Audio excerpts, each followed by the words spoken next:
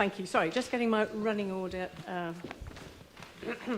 sorted out, hopefully. But I know we welcome everybody to this full council meeting on the 26th of January, 5 p.m. We start with apologies.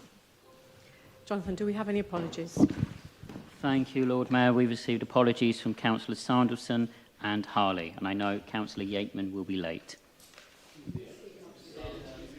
Councillor Yateman is here. Thank you. Do I see any other apologies? Councillor Jarvis? Councillor Mundy has asked me to let you know that he will be late. Thank you. Councillor Taylor? Councillor Chapman will be late. Thank you. Councillor Smoten? I don't know if you, I didn't hear whether you had an apology for Councillor Sanderson, but I know that she'd intended to send one, and Councillor Goddard will be late. Thank you. Councillor Railton? Just that Councillor Diggins will be a bit late as well. Thank you. Any more for any more? No. Thank you. Okay, do we have any declarations of interest? No, seeing none. We move on to the minutes of previous meetings. So there were two, the full council held on the 24th of November and the special meeting on the 14th of January. Can I have a proposal? Well, can we agree that those are a true and accurate record? And I do need a seconder for this. Thank you, Councillor Brown, for seconding it. Are we all happy to agree that those are a true and accurate record? Aye. Hands up or nods? Thank you, that's clearly carried. Excellent, thank you. Then the next item is appointments to committee, but we are going to leave that because we do have a much later item on the agenda about agreeing to not to have the political proportionality that we would normally do, so we will leave that until we come to that. So then we move on to announcements, which starts with me. So just briefly, I think, again, I'm realising that the joy of being Lord Mayor in this wonderful diverse city of ours, this weekend was a lot about passing down traditions and stories to the next generation. I was at the Saraswati Puja Festival, which is to the goddess Saraswati of knowledge, and that's lots of emphasis on children having their first writing experience happens at this festival. And again, lots of lovely family community time coming together. And the second thing was the Kilsby Boat Project, which it's just got a huge lottery grant to restore a canal butty. And a canal butty is like a canal barge, but doesn't have a motor. It gets towed by another one. And this is one, I think it's nearly 100 years old, and it's going to be turned into a sort of theatre and educational space, again, where they can bring the stories to life of the tradition of what living on a canal barge used to be like. So, I think that's it from me. Deputy Lord Mayor, do you have anything to add? No, Lord Mayor. Sheriff, do you? No. Thank you. Leader of the Council. Thank you, Lord. Thank you, Lord Mayor. I wanted to update Council on our consultation response to the current consultation that Oxfordshire Fire and Rescue are conducting on the fire service in Oxfordshire. And it's actually quite timely because I received a letter this morning, or today at any rate, from the University of Oxford expressing their very deep concerns about it as well, which very much align with ours. So Councillor Lubna Arshad and I recently met with Rob McDougall, Oxfordshire's Chief Fire Officer, to hear directly from him about the proposals the county has for the future of fire services in the city, and this enabled us to ask direct questions. I'm very grateful to him for making the time to meet us, but I'm sorry to say that I did not find the meeting very reassuring. Just a reminder to Council, the proposals are to lengthen response times in the city and to potentially remove Rooley Road and Kidlington fire stations, replacing them with one in North Oxford. I wanted to take this opportunity to share with full Council the main points of our response to their consultation. Firstly, Oxford's risk profile.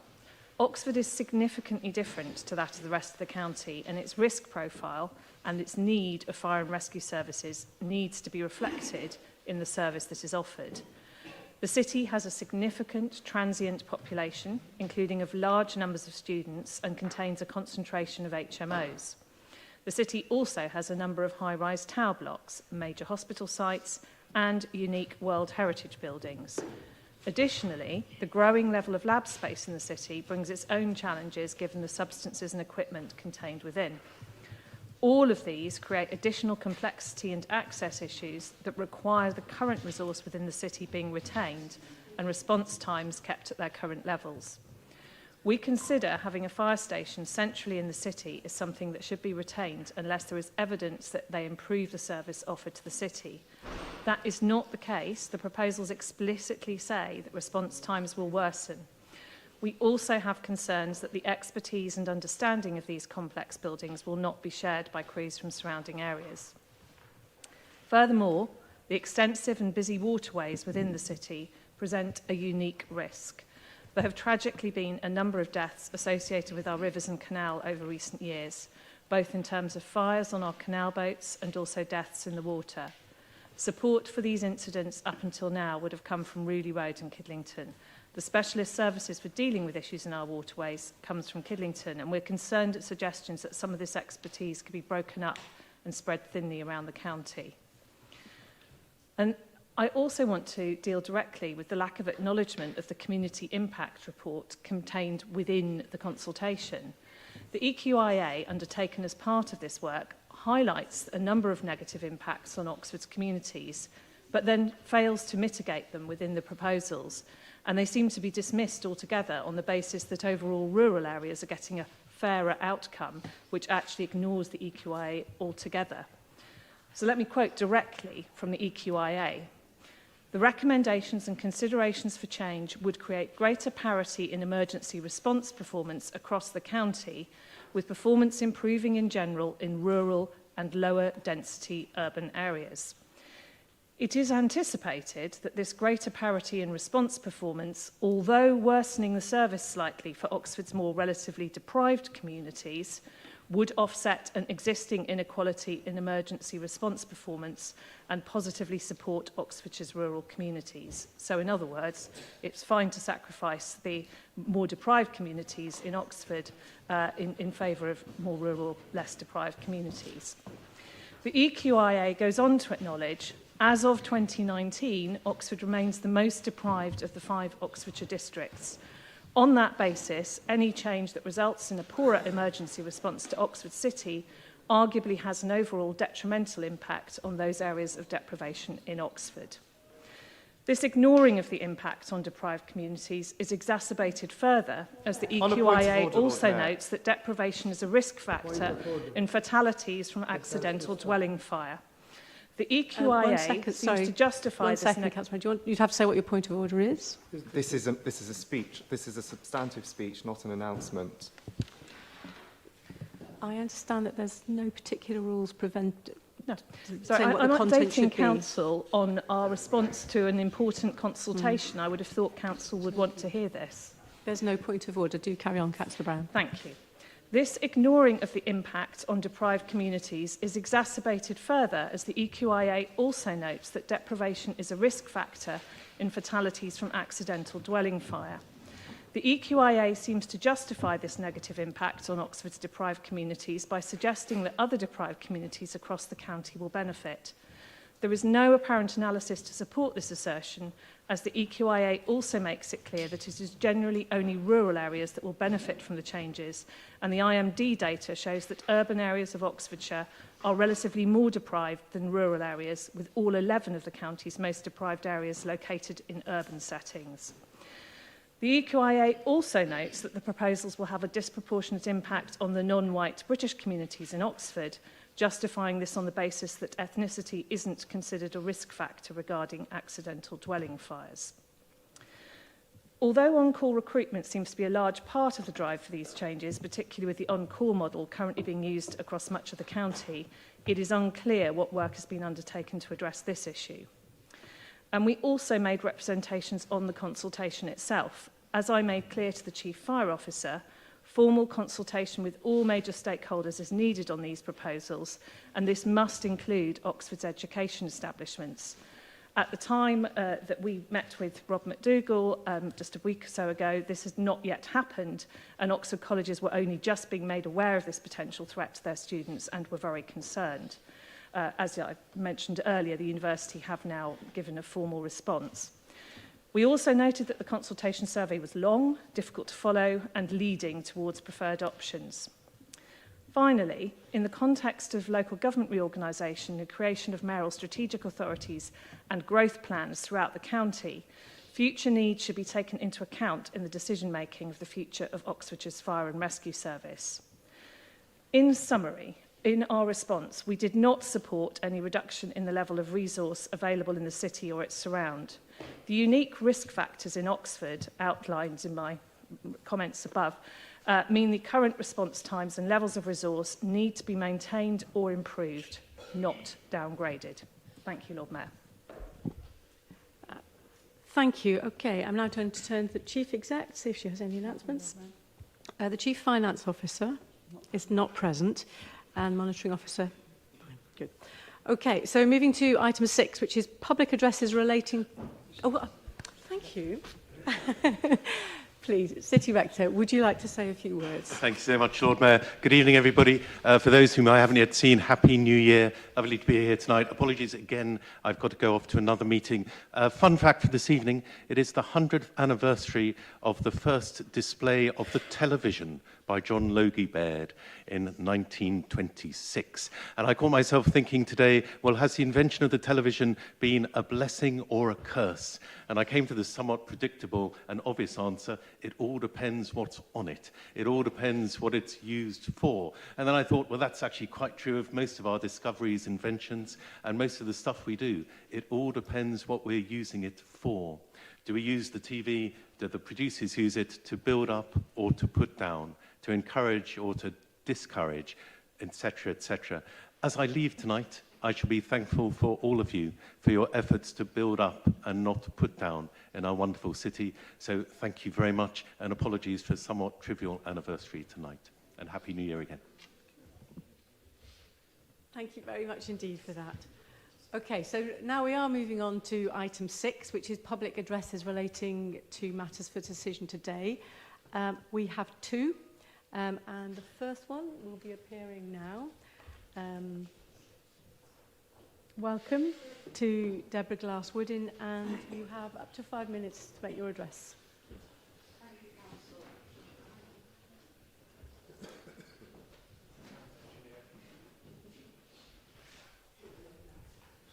Thank you, Council. When I arrived in Oxford in the early 90s, one of the first campaigns I was involved in was to oppose the demolition of the dozens of houses on the south side of Botley Road. You heard right, houses, to make way for the out-of-town retail warehouses. Those very buildings are now being demolished just 30 years on to build much-needed homes? No, to build tech labs. Since then, we've seen the expansion of Blackbird Leys, the building of Barton Park, proposals for or delivery of housing on precious pockets of open space and local parks. Spindlebury and Blackbird Leys, Bertie Park and Redbridge Meadow in South Oxford, and the Horsefields in Iffley, to name but a few. The local plan has clearly stated over the years that housing will be the priority for this council. Have we come even close to solving the housing crisis? Yet acres of brownfield are still identified in this plan for employment. Maybe housing could go there too, as the scrutiny committee were told the other week. But it should be designated for housing. Because this city and this county isn't short of jobs, quite the opposite. It's blessed with full employment. It is short of housing. Homes that are fit for the future at prices that local residents can afford. It's also short on local parks, play spaces, and nature. The wealth inequalities in this city aren't because hundreds of people are looking for work. They're because people don't earn enough in the jobs that they're already doing. Because if you can't afford your rent or mortgage payments or find somewhere affordable to live, everything else suffers, as it does if you can't easily access open green space and nature. But just playing the housing numbers game also won't solve this problem, as we've seen for the last 30 years. For example, the building of 250 homes on the Wolvercote paper mill site. Well, that was great if you had upwards of £500,000 to spare to buy one. But you're unlikely to find Oxford teachers, nurses, and lab technicians living there. And where's the data that should be informing this discussion today? What's the proposed balance between new jobs on the one hand and new housing and green spaces in the city on the other? And how has that been reached? In particular, has any of the land previously identified for employment use been firmly reallocated for housing? This was a promised policy change around a common theme in many of the responses in previous consultations. If the plan continues to prioritise a huge increase in employment and economic growth over better provision for housing for the existing population's needs, the housing crisis will continue to worsen, as will all the related infrastructure issues, including flooding, sewage, water scarcity, congestion, pollution, and loss of green space. So how can more of the same strategy that the plan contains, that created and exacerbated these challenges we need to solve, result in anything other than more of the same? And where's the summary report of the responses to the last consultation that should be informing this stage, and the explanation of the changes made in light of that consultation or the reasons for ignoring it? That information should be provided before the plan can be properly considered. The lack of its availability once again undermines democratic process in the city and reinforces residents' feelings that there's no point in participating, nobody listens. And finally, how can you possibly be expected to give full due consideration to this 900-page document in the time given? The fact that the summary of the responses to previous consultation isn't provided because it's also very long simply isn't a good enough reason not to provide it, but rather suggests more time and attention needs to be given to the entire process. What's the rush? Be visionary, be courageous.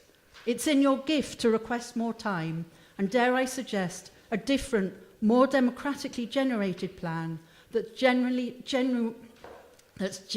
fit for the future of this city and its residents. Thank you.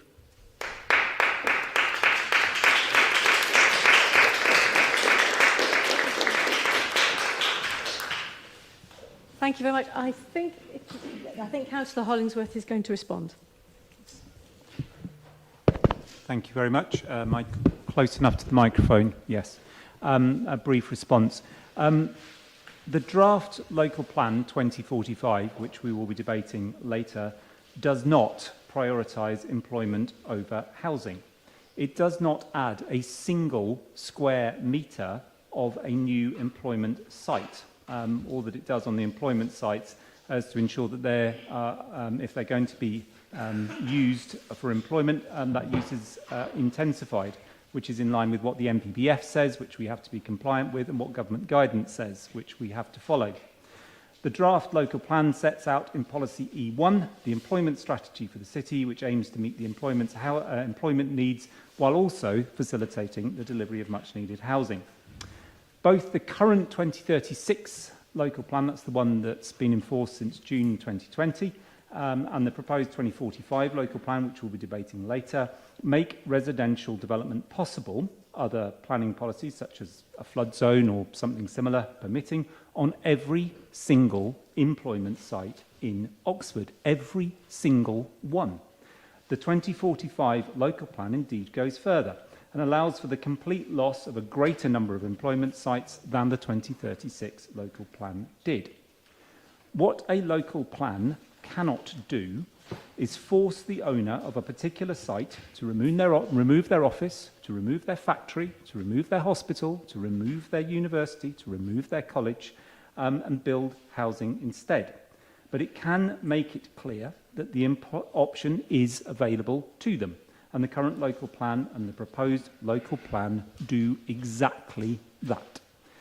The Wolvergate paper mill site was mentioned. It does actually include, which was overlooked, 95 units of affordable housing, of which I believe 75 are social housing, which is the most affordable form of housing available in this city. The rest of the affordable units are shared ownership. This provides homes that are genuinely affordable to families of all ages, of backgrounds and employment. I don't know the individual residents of every single one of those units, but I do know some of them, and they come from a wide range of backgrounds. Relying on my ability to see the document which says exactly where the flood zones are on Botley Road, that site in Botley Road is in the either the 3A or the 3B floodplain, which makes housing use extremely difficult on a site like that. It is part of the functional floodplain. I think I've covered all the points that were raised. Thank you very much, Councillor Hollingsworth. So we then have a second public speaker. Thank you. This is Martin Reid. Welcome, and you've got 5 minutes to address us. Thank you, Lord Mayor. I'm Martin Reid. I'm chair of the Friends of Iffley Village. We're here to request that you remove policy SPS 8, land at Meadow Lane, from the draft new local plan and make the full 2.5 acres available as a local resource for outdoor education and nature connection, with the opportunity of a heritage lottery grant to benefit children and young people and the future resilience of the city. This ancient meadow is unsuitable for any housing. It is now included in Oxfordshire's local nature recovery strategy and easily qualifies as a city wildlife site. It provides the beautiful rural setting for Iffley's conservation area and draws many residents and visitors along the quiet route for active travel bordering the meadow. It brings value it brings environmentally, socially and economically is reflected in the council's own multifunctionality scoring system, where it would score 13 out of 17, and it should be protected as core green infrastructure. This particularly sensitive site is identified by the council's own surveys as unsustainable, with 15 constraints in the sustainability appraisal, which is an underestimate given all the errors and omissions.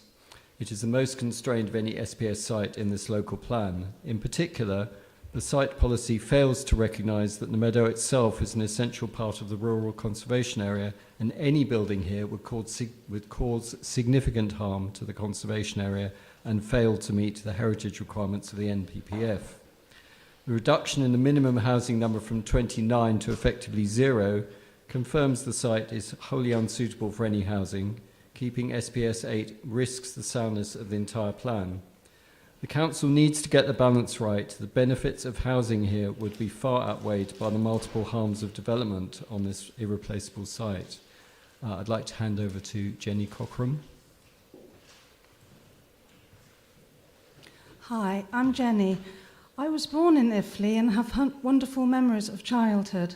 I grew up surrounded by open fields. I believe a meadow school on the Horsefields would bring all the things I enjoyed in my childhood. The teachers from local schools within walking distance of the Horsefields say this too, with benefits to mental and physical health, learning social and practical skills and job opportunities, connection between children and communities of different backgrounds, a feeling of belonging in the local landscape. They also say that it would address the high levels of disadvantage of the children in their catchment areas. I am who I am because of the childhood experiences I had in nature. The fields allowed me to be a child, unjudged by adults. I made camps, climbed trees, played games, and explored. I saw birds' nests with eggs in, watched ants' nests. I ran freely, racing and laughing with other children of all backgrounds. We appreciated nature and were happy and healthy. We weren't vitamin D deficient. As a result of enjoying the outside, I have made lifelong friends. I attribute my health and early physical activity. I return mentally to these places that no longer exist when I need space and peace and wish to remember these lovely times. I still get artistic inspiration from childhood visions of these places and from birds and animals I saw, which formed my early imagination. I became a professional gardener as a result of enjoying the outside. I was lucky. Virtually everything apart from the horse fields has now gone. I feel every child should have the opportunities I did. The size of the Horsefields meadow is just large enough at 2.5 acres to take managed footfall while protecting and nurturing the wildlife here. And now we have the support from the local wildlife trust to make this a reality. Over to Eliza Ada from Bebout. Hi everyone, I'm Eliza. I'm the programme lead for Reconnecting Burnwood, Otmore and the Ray, our new landscape scale programme at Bebout. Bebout are leading the submission of Reconnecting Burnwood, Otmore and the Ray, which we call Arbor, which is a £4.1 million National Lottery Heritage Fund bid with 12 partners across the landscape between Oxford, Bicester and Aylesbury. Our focus is nature, communities and heritage, with a specific focus on reconnection, which aligns perfectly with the Meadow School Iffley proposal. We are working with the organising committee of Friends of Fields Iffley to pilot Meadow School sessions with Greyfriars Catholic School and to draw up a proposal for working with them for our bid. Should our bid be successful, which we hope it will be, we can offer some funds to set up and run the Meadow School, extra capacity and expertise from our 12 partners and wider RBOR stakeholder network.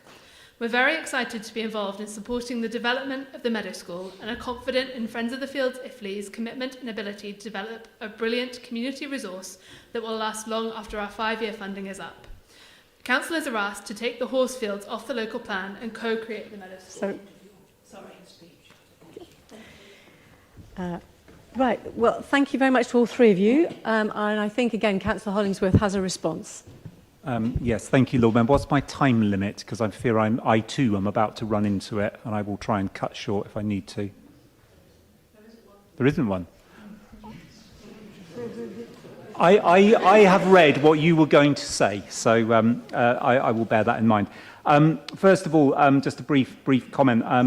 Myself and planning officers had a very useful conversation with Martin and others last week, which was good at identifying where there was agreement and where there is disagreement. And a fundamental issue about where there is disagreement is that planning officers do not agree that there are errors or omissions. And so I wanted to give some context to that. The important background context element here is that the delivery of housing, as we will hear later on, is the priority for the City Council. And the local plan strategy is to maximise housing delivery while balancing protection of other important assets such as biodiversity, open space and functional floodplain. The minimum housing need figure for Oxford, as calculated by the government standard method, is 1,087 new dwellings per annum for 20 years. That's a total of 21,740. And this housing need is clearly, as we all know, greater than the capacity of the city to deliver it. The capacity assessment is 9,267 homes over the local plan period, meaning that there is an unmet housing need of over 12,000, I think it's 12,473 units, which this council will need to look towards our neighbouring councils, so South Oxfordshire, West Oxfordshire, Charwell and Vale of White Horse, in order to meet, which is what we had to do for the last local plan. It is therefore a key requirement, not just a moral obligation to our fellow councils, but also to follow the instructions that we need to for a local plan, to identify all viable housing sites which contribute towards meeting housing need within the city's boundaries. The Meadow Lane site was allocated for residential development in the Local Plan 2036, and therefore what is being proposed is to continue that in Local Plan 2045. The sensitivity of the site, which you've heard about from our speakers just now, is acknowledged in the draft allocation policy, including its siting within the conservation area, which of course is designated, and within the local nature recovery strategy, which I'll abbreviate to LNRS hereafter. But there is considered to be potential for a scheme that responds appropriately to these settings, which can be delivering some much needed housing. And this site allocation was drafted with reference to the LNRS. The LNRS does not itself Act has in its draft policy the intention of preventing development. And it says, the following is a quote from it, makes this clear. In these circumstances, where allocations for alternative uses overlap with the max extent of the LNRS, local planning authorities, councils like us, should seek to plan positively for the delivery of potential measures identified in the LNRS within the proposed development. So it's not a blanket ban on development. In relation to the impact on the conservation area, it is entirely acceptable and commonplace for development to occur within conservation areas. We have, I think, 21 in Oxford, and the substantial majority have had and will continue to have development within them. The principle of developing within a conservation area is acceptable. And this is the important between a designation of a site in a local plan and the actual decision on a planning application. It's important to bear in mind those are different. So whether proposals result in harm to heritage assets is something that can only be properly assessed by development management as officers when a planning application is submitted, and then the decision-making body, whether it is planning officers, whether it's the planning committee or a planning inspector. This site did not meet the criteria to be within the core green infrastructure network. Although the site is within a conservation area, this in itself does not make it part of the core network.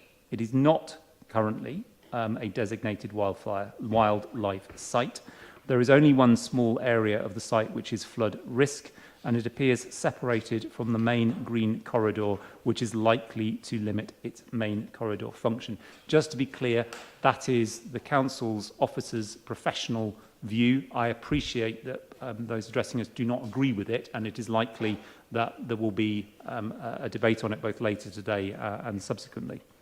When considering whether to allocate a site, officers have considered what the capacity of the site is for housing delivery, a process that was informed by the most up-to-date information available at the time of drafting.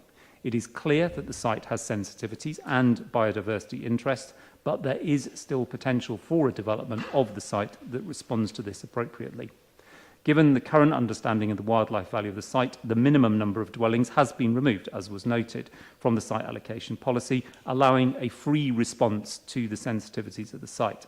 That is not to say a scheme bringing forward the previous minimum would not be suitable, but it does leave that to be determined in the planning decision-making process on a planning application on the site, which is what it should be. Thank you. Thank you very much for that. Right, we now move on to agenda item 7 is urgent business, but I believe there is none. So we move to agenda item 8, which is the report on the housing revenue account, the HRA, rent setting for 2026-2027. I call on Councillor Turner to introduce the report. It's myself. I do apologise. My running order is wrong. Okay, Councillor Smith, off you go. I know that when considering this report tonight, all members of this council will be thinking about the cost of living crisis, which continues to make life difficult for too many residents in this city. And I wish we didn't have to increase our rents at all. But that is not an option we can afford to take. The business plan for our housing revenue account sets out the demands on it, and in the coming years we need to maximise income into it in order to fund necessary investment in our existing council properties, in order to run a responsive and good quality repairs service and landlord services, and in order to fund investment in the new council homes, which are desperately needed in Oxford. That's the context for the recommendation before us this evening for an increase of 4.8%, which is arrived at from taking CPI plus 1%. This increase will mean that the average council social rent next year will be £143.40 per week. This is still a genuinely affordable rent and represents continued great value for money for our tenants. I'm also pleased that the government has indicated it will allow council landlords like us to move towards rent convergence between the rents paid by long-term and newer tenants. In the past, rents were calculated differently to how they are today, and they've not kept pace with inflation. And this means that tenants who have been in their homes for many years are often paying considerably less than their neighbours who have moved in more recently. We're still waiting for confirmation about the pace of rent convergence that we can take, but this report agrees to increase those legacy rents by up to £2 a week, on top of the 4.8% that all council rents will go up by. And I think that is fair. So I commend this report to council tonight. Thank you very much, Councillor Smith. Do we have a seconder for that report? Councillor Brown. Formally second, Lord Mayor. Thank you. Okay, are there any questions on this? Councillor Smoten. Thank you, Lord Mayor. Just a quick technical question from me. In paragraph 32 of the report, almost every service charge and so on gets similarly sort of inflation uprated. The ones specifically relating to temporary accommodation actually go down by a chunk, which is good for those living in temporary accommodation. But I wonder if you could say a bit about why there's the specific decrease in that area. Yep, you've spotted some good news for people in temporary accommodation, and God knows that they need some, don't they? Being in that situation. It's thanks to rises in energy costs not rising as much as previously predicted. So that element of the service charge fund is in surplus, so we're able to decrease those energy charges for people in temporary accommodation to align it to the actual costs. Thanks. Okay, well, in the absence of any other questions, can I just put these recommendations to the vote? Can I see all those in favour of this report?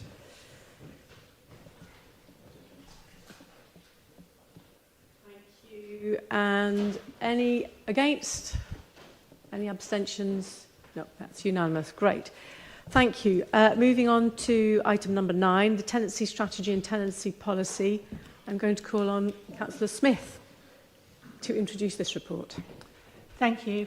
With this report, I'm moving both our tenancy strategy and tenancy policy. As a housing authority, we have a duty to publish our tenancy strategy to set out our requirements and expectations for all registered providers of social housing in our area, including ourselves as a landlord. And as a social landlord ourselves, we are required to publish our tenancy policy to set out how we will comply with that citywide strategy that we've set. The core principles of the new strategy remain consistent with this council's long-standing approach to council housing, to social housing. Namely, we believe tenants should be offered secure or assured social tenancies at social rent where possible, but where that isn't feasible, rent should still be affordable and capped at local housing allowance levels. So typically 60% of a market rent, not the 80%, which is often used nationally as being acceptable for affordable housing. We expect support to be in place for tenants when they need it from social landlords, and this new strategy places greater emphasis on cooperation and strong action to tackle issues including the prevention of homelessness, domestic abuse and antisocial behaviour. And we also expect housing associations to work with the council to make the best use of their available properties. And this is done through the allocation of homes using the shared Oxford Register for Affordable Housing. And we also expect there to be proper procedures in place to assist tenants who are overcrowded, living in unsuitable housing or looking to downsize. The strategy and policy have been subject to public consultation with a particular focus on seeking views from housing associations and our council tenants. It got a good response. I'm pleased that the majority of all the respondents found the documents straightforward to understand and either strongly agreed or agreed with all the proposals. So I hope councillors will too and vote for it this evening. Thank you. Thank you, Councillor Smith. Do I have a seconder for this report? Councillor Brown, do you want to speak? Formally second, Lord Mayor. Thank you very much. Then, any questions from members of the council on this?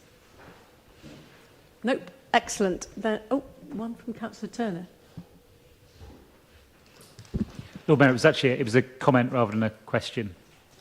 Yeah, no, just to say, the last bit that Linda mentioned, actually, I've been really, really impressed and heartened by the degree of tenant engagement with a lot of this work and these policies, and I mean, it was very clear from the presentation we had at the cabinet meeting before last that that had been a really, really good process. Very, very heartening to see.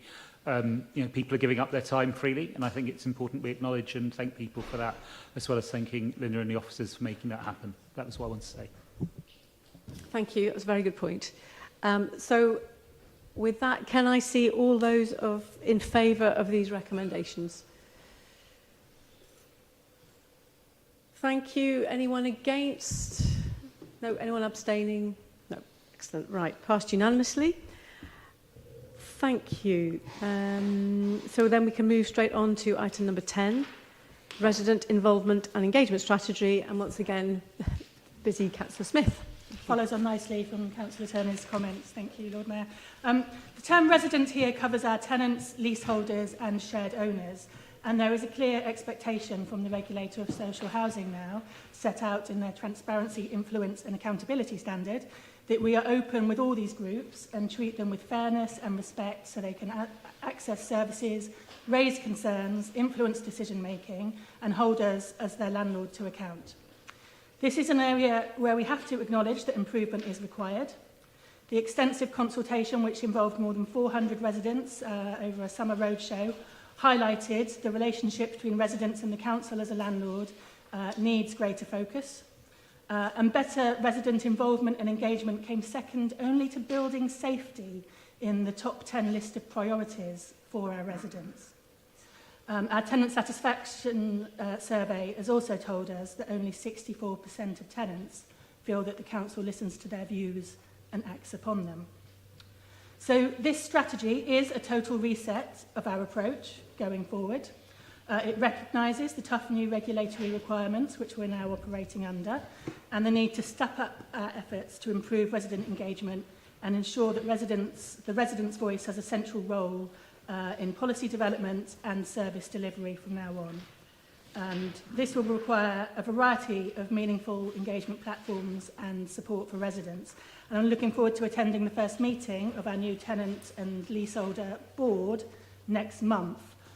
But if you look at page 15 of the strategy, you'll see that the offer includes plenty of other ways for residents to get involved as well, either in a formal or informal capacity, depending on the commitment that people want to make or are able to make. This strategy is built on 4 principles: resetting relationships, actively listening, responding to priorities, and embedding engagement across the organisation. And it has 5 strategic priorities within it: establishing foundations for engagement, enhancing resident knowledge, co-designing inclusive platforms, improving communication, and what it's all about in the end, delivering high-quality landlord services. Each priority is supported by a detailed action plan which outlines specific initiatives such as training for staff and residents, inclusive ways for residents to get engaged, improved complaint handling, and these actions aim to ensure that services are shaped by resident input and that outcomes are both transparent and measurable. And to monitor success, we'll be tracking participation rates, the diversity of people getting involved, the impact of resident feedback on service delivery, and you might have seen in some of the HRA policies which have been coming forward, very explicit reference to the impact resident engagement processes have already had on those policies.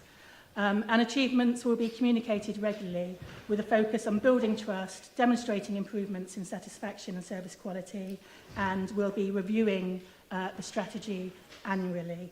So, I hope everyone can vote for it this evening. Thank you for that. Do we have a seconder? Thank you. Would you like to speak? Formally second, Lord Mayor. Thank you very much. All right, do we have any questions from members of the council on this report? We don't. Good. So, can I see all those in favour of the recommendations in the report? Thank you. Okay, anyone against? Any abstentions?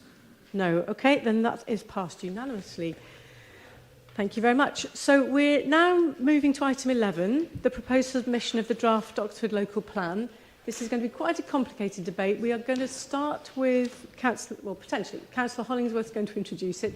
We are then going to take the Green amendments and then the Lib Dem amendments and then the IOA amendments, and we will debate and vote on those as we go along, and then we can have the full debate on the whole amended motion at the end.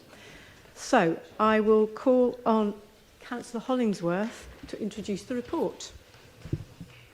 Before I start, Lord Mayor, can I just check a process question? I am using it. I will speak. I will try and get closer to it. Sorry, process question, Lord Mayor. You said in your introduction there are amendments in the Green Group and the Liberal Democrat, which we can see because they're papers.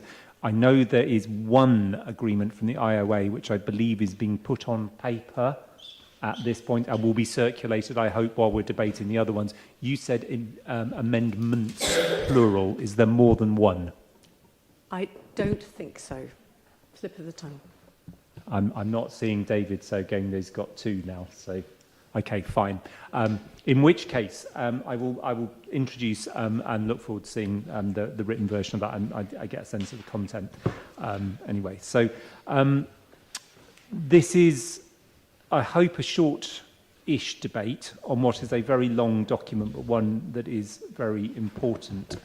And I wanted to start by giving my, and I hope everyone else's here, who is a councillor's, huge thanks to our planning policy team.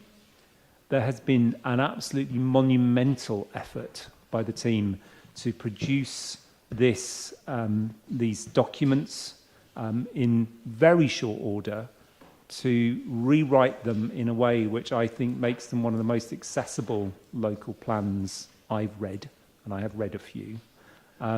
It's much briefer than traditional local plans. It is written in accessible language, and it ties together extremely well. And they produced this on a timescale which is unusual, almost unfeasibly short for doing this amount of work. And I hope, if Council will tolerate this, a small round of applause to those officers now would be most welcome.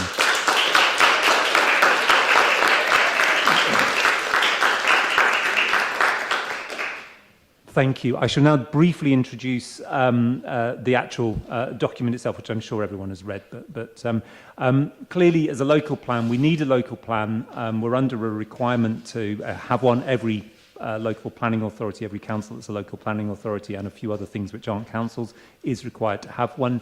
Our current one was approved by this full council in June 2020, so we now have a local plan which is slightly more than 5 years old, which means we're technically in breach of our requirement to have one that is no more than 5 years old, so hence the speed and the urgency we've been working to. As I've said in the responses to the two public speakers earlier, there is an issue here which our local plan has always traditionally had to meet, which is how to balance the needs for housing and the needs for our economy. But I would also say, and this is what I think is particularly good about the policies in this, as well as those economic needs and those housing needs, there is a great deal of policy within this, which is, I shall check there isn't a housing inspector listening, just in case they object to this. There is a lot which is addressing social needs in this, and I think that is an important part where at all possible a local plan should do that. So you will see references to the housing need figures, and just to repeat those, our housing need for the 20 years of this local plan, 21,740 new dwellings.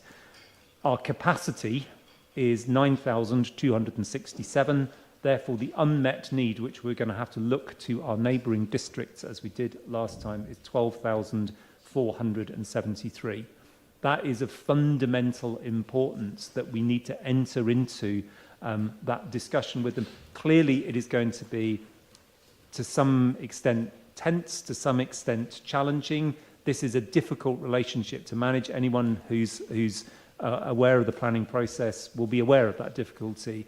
And while all of our neighbouring councils have, in a really professional way, addressed those needs, this is a challenging thing for them to have to address. It's meeting not just their housing need, but some of ours as well. And I think we all must appreciate that is difficult for them as professional planners and also for their politicians who have to face up to that issue. In terms of our policies, we are continuing to maximise as far as we can the importance of affordable housing, particularly priority towards social rent. The policies give an even greater focus on issues around biodiversity, our green and blue infrastructure. If you look at some of the issues around employment, we're really trying our level best to promote local jobs and local businesses, and you will see those reflected, and I'll touch on that when talking about some of the amendments which are tabled but being withdrawn, as to the importance of getting the balance right there. We're trying to do something which we tried to do in our last local plan and it was struck out, so we're having another go to achieve it, and I think it's really important.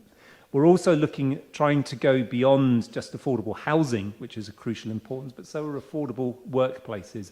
Ask anybody running a small business in this city, and the lack of affordable workspaces is crucially important. We think we can use our planning system to try and achieve affordable workplaces alongside affordable housing. And finally, I would touch on, there is a focus which I think is of fundamental importance. If you look back at our local plans, and indeed local plans in the past, there would be a focus on the city centre and then the rest of the city. Oxford's history, people will be aware, we then moved to having two centres, a city centre with its dreaming spires, and then the Cowley Centre, the city with two centres. It's actually there embedded in our planning history.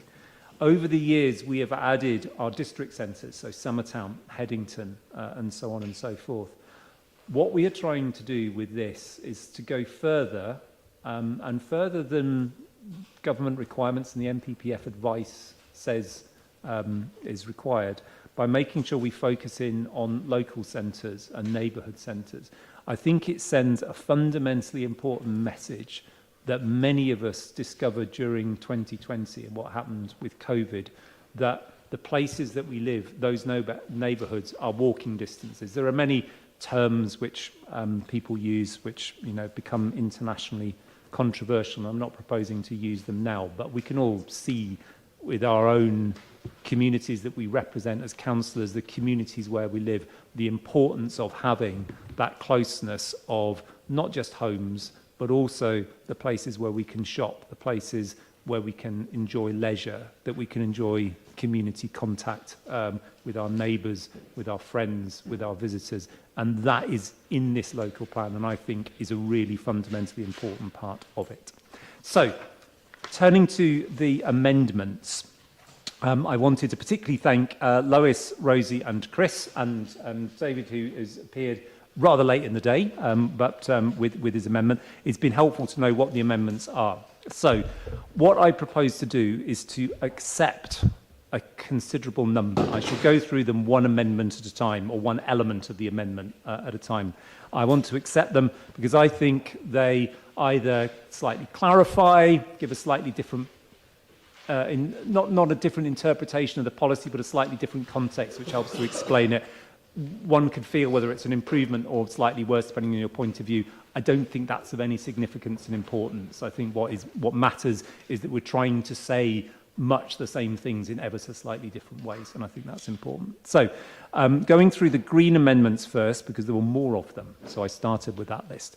I would like to accept the element which is Amendment 1, Amendment 2B, Amendment 2C, Amendment 4, Amendment 5A, and Amendment 6, which is the one which adds the word pubs, which I think many of us will find is a very positive, probably not entirely necessary in planning terms, but a very nice word to include. I'm gazing at Green just to make sure I haven't got that wrong. Right, I haven't. I understand that the Green amendment will withdraw Amendment 2A, Amendment 2D, and you will have gathered from my introduction why I really pleased this one is withdrawn, Amendment 5B.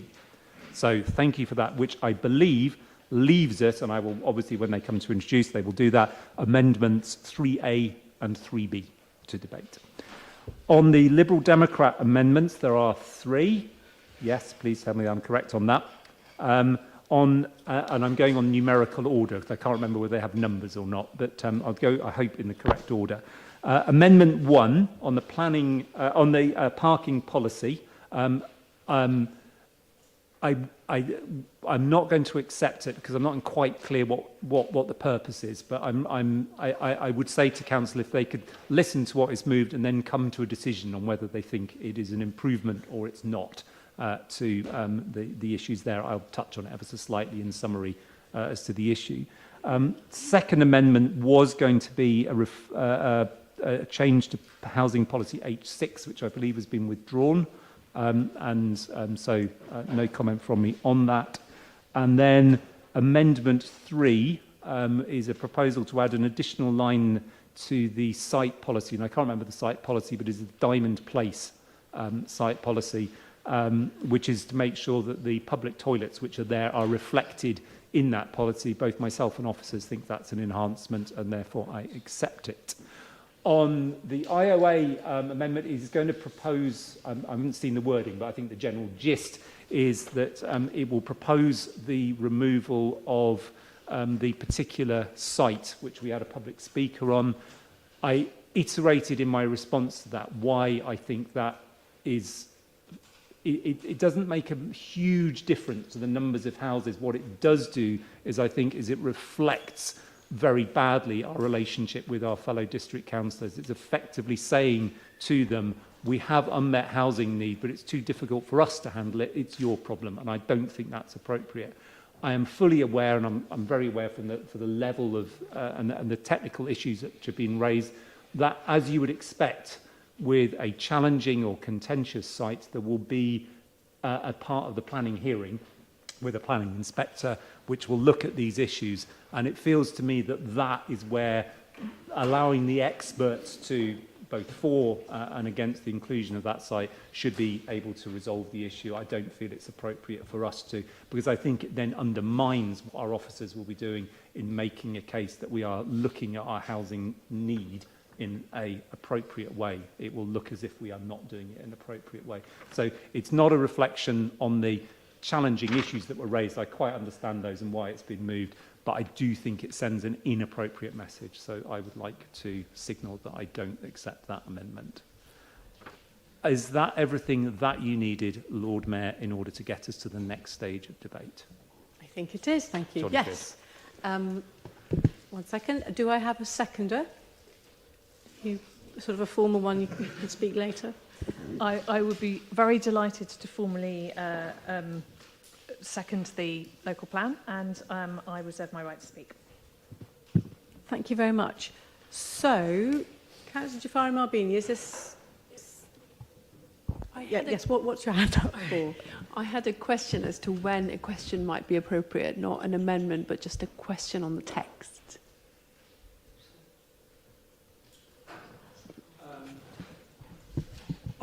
Probably after we've talked about the amendments. I think if it's not on one of the amendments, it might be helpful to have the question after the voting on the amendments has happened. If it then generates you wanting to move something, then we'll have to do a small pause, but I think that would be appropriate. Would that be acceptable? Great. Okay. Thank you. Right. So in that case, I call on, I think it's going to be Councillor Roll to introduce those amendments that have that have not been accepted or withdrawn. So that's 3A and 3B. Thank you. Firstly, we just wanted to thank officers for their support in the amendment drafting process, particularly David Butler for their help, and also thank Councillor Hollingsworth for his engagement with us on this, and also the Labour Group's acceptance of those 6 proposed amendments. Together, these accepted amendments, we believe, strengthen our commitment to building a fairer, greener Oxford. They set out a vision of building local district and city centres that promote community cohesion, health and well-being. We're talking about promoting developments in the city and local neighbourhoods that generate real value to communities. We're making clear that pubs are vital social hubs and valuable cultural venues that should be offered strong protections. On making Oxford a fairer city, these amendments strengthen our commitment to promoting the Oxford living wage across the city. We're encouraging developers to ensure workers are paid the Oxford living wage as a minimum standard of decent livable pay, including apprentices where it's possible. On making Oxford a greener city, we're making clear that the renewable energy projects should be especially welcomed where they are owned in part or wholly by the community. Through this model, profits are not lost to private entities. Communities take democratic control over their energy future, generating, using, owning, investing and saving money in their communities. And lastly, these accepted amendments look out for those who are sometimes overlooked, welcoming new mooring sites for boat dwellers given the additional needs known across Oxfordshire. Following the Labour groups accepting those amendments, and as we've heard, and ourselves dropping 2A, 2D and 5B, there are now just 2 remaining in our original proposal that have yet to be debated, and we invite you all to support these 2. These focus on protecting and expanding our city's provision of playgrounds. There will be 2 individual votes on these, I understand, but we're debating these as a whole. So firstly, 3A, where we have made slight self-amends, this adds in stronger protection for existing playgrounds in our city. The new policy would state that planning permission would not be granted for development that results in the loss of playground space or other infrastructure, etc., where this would have a significant adverse impact on public amenity or ecological interest. Here, the intention is to still allow for much-needed housing to be built on disused playgrounds where there is no longer need for it, but not where they are still in use and valuable community assets. Secondly, 3B speaks very much to the community calls for a playground in the city centre. As has been highlighted by community campaigns, the absence of playgrounds in the city centre means that children do not have free, safe and secure environment to play, which is a barrier to families spending a lot of time in the city centre. No doubt there are many areas in the city where there is also a lack of provision in neighbourhoods, but the city centre is quite unique, we think, in that most people and families across the city tend to visit and therefore make use of this. In November 2024, Council voted in support of the principle of creating a children's playground in the city centre. This amendment seeks to carry through that commitment in the local plan and invites developers to help resolve that deficit, whether it be through one large playground or many tiny pocket parks or all of the above. We hope that you support both of these 2 amendments and encourage greater protections for playgrounds in our city. Thank you. Thank you.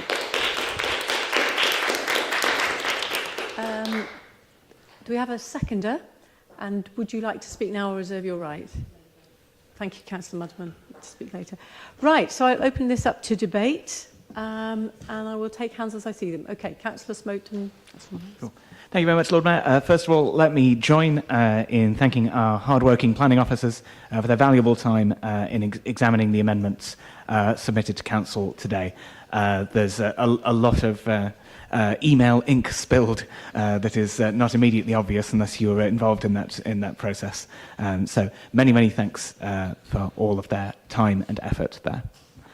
On the amendment, I think the point made about the loss of playground space is welcome. I note officers' concerns about potential issues decommissioning a genuinely unused play space, but I think the policy's existing wording about adverse impact should provide an appropriate escape hatch in that event, because in that case there would be no impact because of the fact that the play space is disused.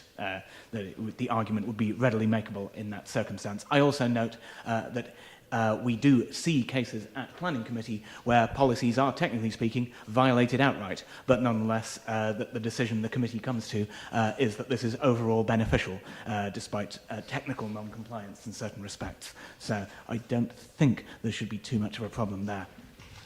The point about city centre play space is a very welcome reminder. We definitely do have a deficit in such play space, which is why we had a relevant allocation in our budget amendment last year. I'll underscore that play space is also extremely welcome wherever there is a deficit in play space, although I note a central play space is unique in that it would be designed to serve not just residents, like most play spaces, but also shoppers and visitors to the city. I would expect and hope that planning permission wouldn't be a substantial obstacle here, but if one were to arise, then a nudge against that is very welcome. Thank you. Thank you. Councillor Miles. very much. So, yeah, I also welcome the amendments focusing on play space, and just want to remind us all that we have talked about this multiple times. In fact, at the previous local plan debate as well, this topic came up. Internationally, the rights of the child focus on planning as a tool to promote child's play, and what the local plan is doing, it's a planning document for the city. And so if we're looking at promoting the rights of children in our city, creating space for them to play is something that responds to this international framework that promotes children's rights as well. As a parent, I support this. I think it is really important that any play space is in the very city middle of the city, whether that's play on the way or a larger play space. I know that in some of the conversations where we've been raising this at Scrutiny and other forums, there's been discussion about whether Oxford would, have some play space, and would that be sufficient? And really, it wouldn't be. Only a few weeks ago, my children were asking what happened to the playground that they thought was coming to the city centre, based on the motion that we put forward, and we received full council support from that was referenced in November 2024. So, yeah, look forward to supporting this motion, and also look forward to realising this vision that I think we all share. Thank you. Thank you. Councillor Brown.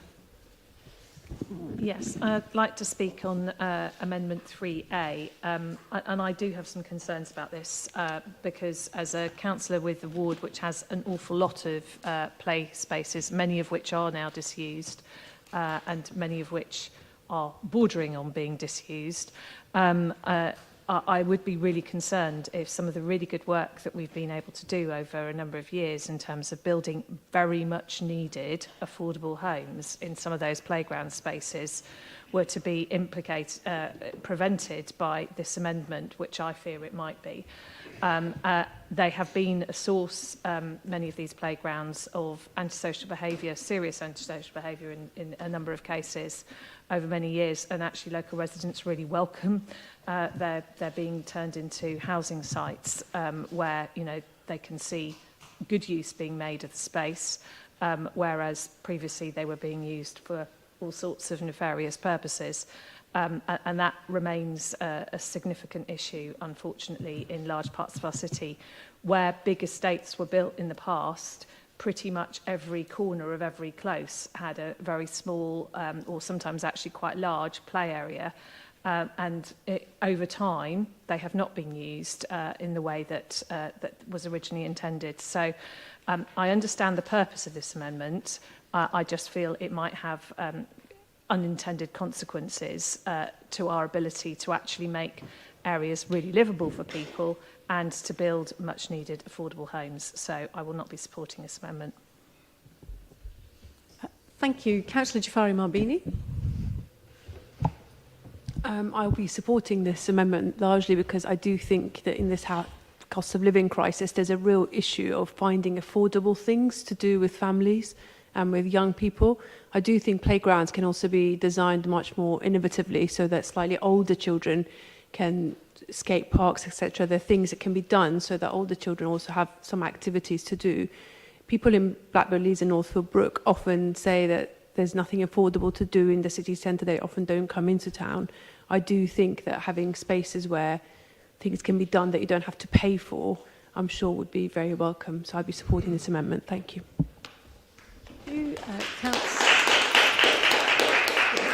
Councillor Malik. Thank you, Lord Mayor. Where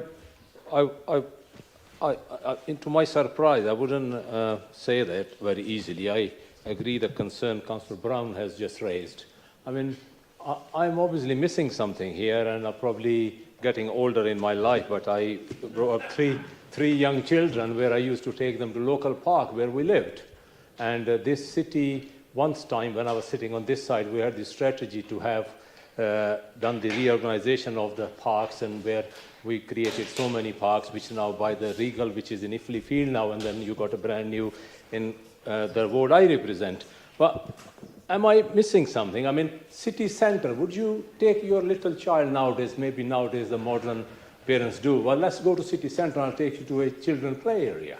I mean, you go to do your necessities, etc., visit, look at the building or doing shopping, etc. I mean, I'm missing something here, which obviously, person, when they sum up, they can tell me. And due respect, when last time somebody came and spoke and passed the motion, and a couple of my constituents write to me and they said, what do your colleague drink or smoke? And what do they think? I mean, what's going on in the city centre? So I will not be supporting this amendment on that reason, because obviously I'm missing something here. Any state, any in the city, we have many play areas. Wouldn't you take your children there? Or would you, wherever you live in a Barton or Blackbullies, I bring my children to city centre, let's take you to the play area. There's a nice play area there. And equally, I do not want to see a mess what we have made in a Broad Street. You know, we can beat up all the drums, but in reality it's an eyesore. So I would like my city centre to basically have a vision where people can come and enjoy those spaces instead of having some wooden boxes fit in somewhere. Thank you. Councillor Henwood. Thank you, Chair. So it wasn't so long ago, members, that we voted unanimously for a play area, I believe, in the city centre. And not so long ago, in Armstrong Road in Littlemore, we are without playing spaces. We have actually very few areas of support for our young people in Littlemore. So I will be supporting this motion. I think protecting our green spaces is an imperative thing that we need to do for our young children and for our adults as well. Thank you, Chair. Thank you. Councillor Smith.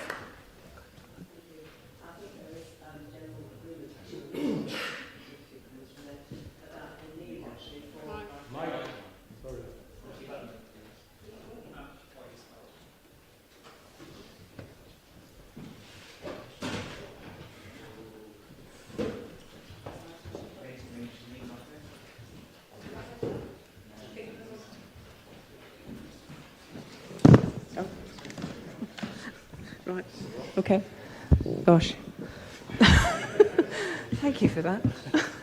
Right. Sorry, Lema. And members, yeah, I'm off now. Thank you. I think really having some play area in the city centre, something for children to play on, while parents are visiting, or visitors from overseas are with a family outing in the city centre, is a good idea, in fact, actually. Think of the social and economic value of having play areas.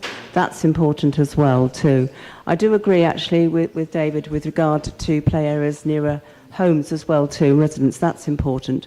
And I think the leader was mentioning areas that small areas, I think, within her own division that were considered unsuitable as play areas for various reasons that had then now been utilised to make two bungalows, in fact, actually, which is good for social housing. That's great. I understand that. But there's also areas that have been built on that a green space area or just off Girdleston Road, right next to a special site of the Lye Valley, where building was allowed there, despite objections from local people and from the Friends of the Valley group, which I think, is wrong, because they lost green space there. We're talking about the city centre area and about this motion. Can I just finish? Can I just finish, please? Could I just finish, Lord Mayor?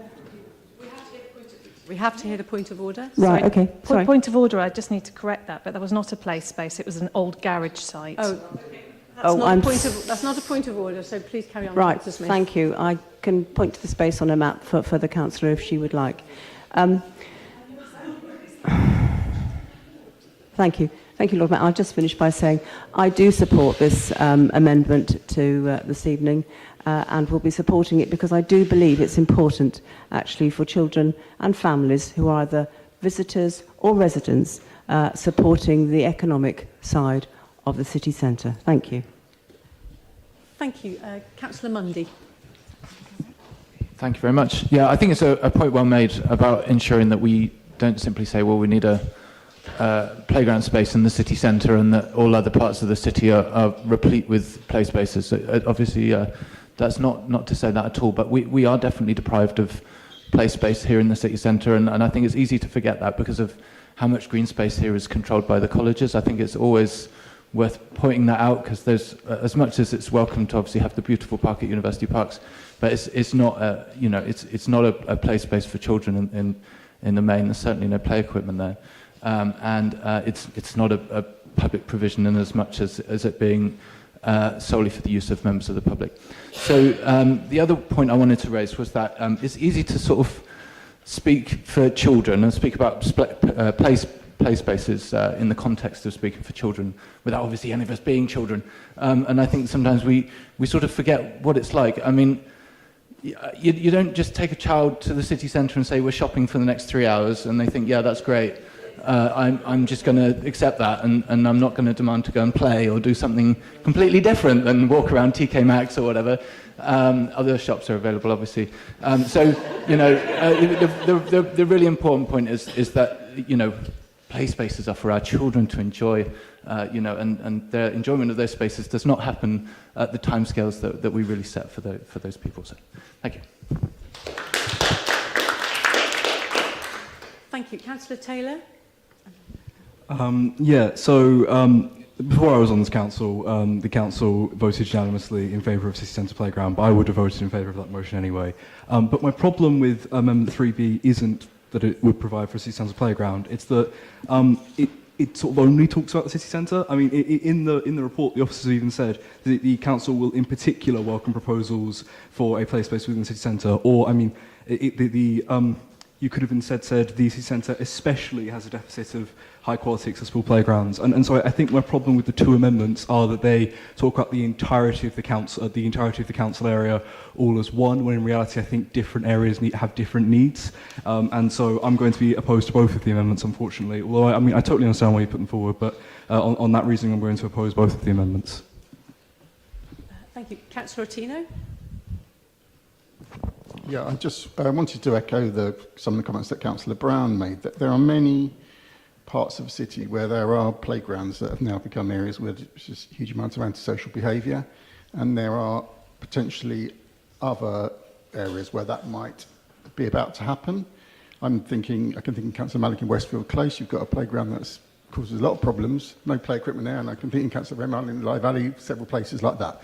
So I think all over the city there are some spaces which are causing residents and tenants problems, and one of the solutions would be to build housing there that will put an end to or stop or limit that amount of antisocial behaviour. So I think the concern is that the 3A policy might make that more difficult, and then we might end up with places that are no longer played in and just places where people deal drugs and commit crimes. So I think we need to read what the officers have said about that and be cautious about that, and I think that's why we should vote against 3A.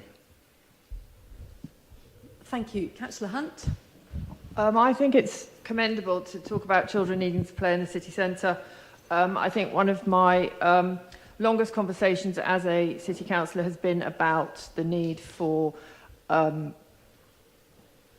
redoing the entire city centre, Broad Street in particular, so that it's a cultural hub, so that we have these chessboards that we've talked about, so that we can actually start focusing on pedestrianisation, bringing people together across the generations to the city centre. I think is very important.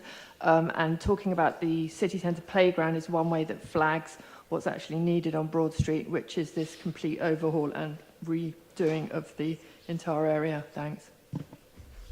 Thank you. Councillor Raymond? Thank you, Lord Mayor. First of all, I think everybody here is in favour of more green spaces. I don't think that's in dispute with anybody. I'm concerned about 3A, about ponds and other things. I think that already in planning terms, with what we had with biodiversity, is quite all very well covered. So I think that you're just placing a straitjacket with developers in the city centre where it's really expensive.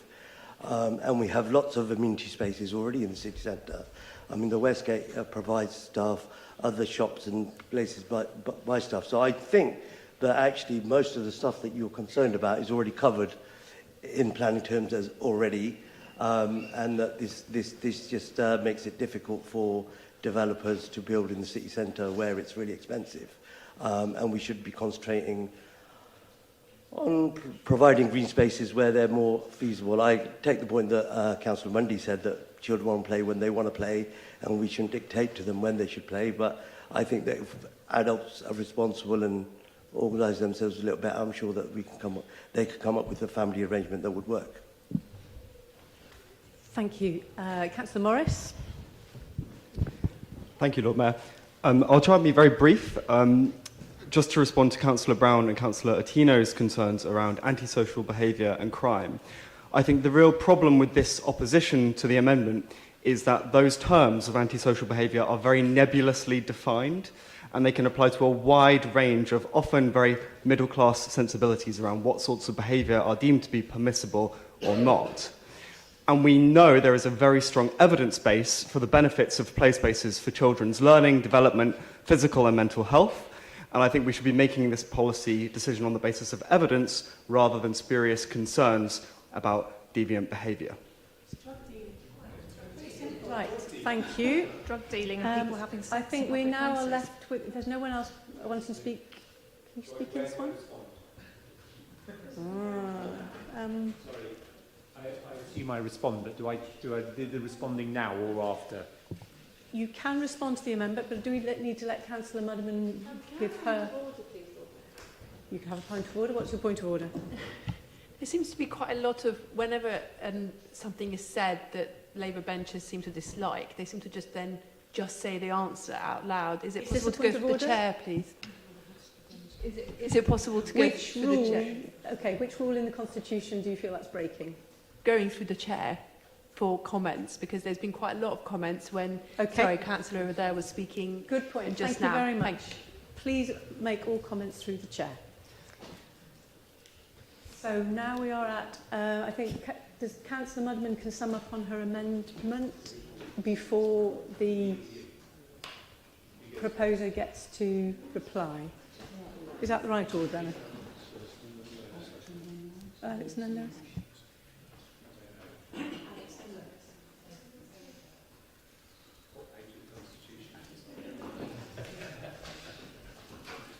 Okay, so Alex first to respond, and then Councillor Mudman gets the last word. Right. Thank you very much. I genuinely wasn't sure, and there are so many pages in the Constitution, I've lost all ability to find anything in it. Right. On the two amendments, I should say the reasons why I didn't accept them, and then I leave it up to Council to decide. On Amendment 3A, as you will have heard from a number of people who represent wards where these sites are problematic, there are sites which used to be play areas, no longer are play areas, no small children or their families go anywhere near them. What happens on them is hardcore antisocial behaviour, not mildly disruptive, but deeply illegal. We have used some of those sites, particularly on the HRA, to turn them into affordable housing, sometimes specialist housing for people who are disabled, things like that, which are appropriate on what are tricky sites to develop. My concern was particularly on the original draft, and I appreciate, and I'm sure Lois will touch on this, it's been slightly redrafted. I still have a bit of a concern, it's just not as big as it was, that actually this potentially makes it impossible for the HRA to do this kind of specialist development. I think it makes it difficult, and somebody, Councillor Smoten possibly, was raising the point about how the 2004 Act on planning works, that you take into account the development plan, the local plan, and material considerations, and that's a really important point. But I'm still remained concerned that it potentially makes things difficult, particularly for our HRA and for other forms of social housing schemes. So that's why I will vote against it, but I appreciate you will make a definitive argument and others may agree with you. Don't know. On 3B, it doesn't make any difference. It doesn't make any difference to the policy, and I need to emphasise this is a local plan. This is not a play area strategy document. It will not make any difference to the deliverability of a play area on Broad Street. Broad Street, if it requires planning permission, it will have to apply for planning permission. It will also have to get permission from the Highways Authority. It will have to grant that permission to allow that to happen. What concerns me about this is there are parts of the city where there are plenty of play areas. In fact, I touched on that with 3A. There are other parts, not just the city centre, that are short. It was mentioned to me around the Cowley Centre, for example, there's an element of a shortage there. What concerns me about this particular wording is it goes back to where we were in old local plans of going, Oxford is a city and the important bit is the city centre with its dreaming spires and visitors. And I think that is wrong. So I will be voting against this because the policies are very clear. They are extremely supportive of play areas, and that is the right thing to be doing, but across the whole city, not just picking out one bit and saying it's more important there. So it's a nuanced thing. I accept that, and I think people will form their own opinions on it, but that's why I'll be voting against it. And I think I appreciate that wasn't necessarily the intention, but I think it's still there in the wording, and so there we are. Thank you. So finally, Councillor Muddiman. Thank you, Lord Mayor. Thank you for all the comments, both positive and negative, but obviously thank you very much for the positive ones. So we'd like to address some of those points. Particularly, I think many of the colleagues opposite have raised the issue that they think it would make housing development more difficult. We push back on that because the wording is very definitely that planning permission will not be granted for development that results in the loss of playground space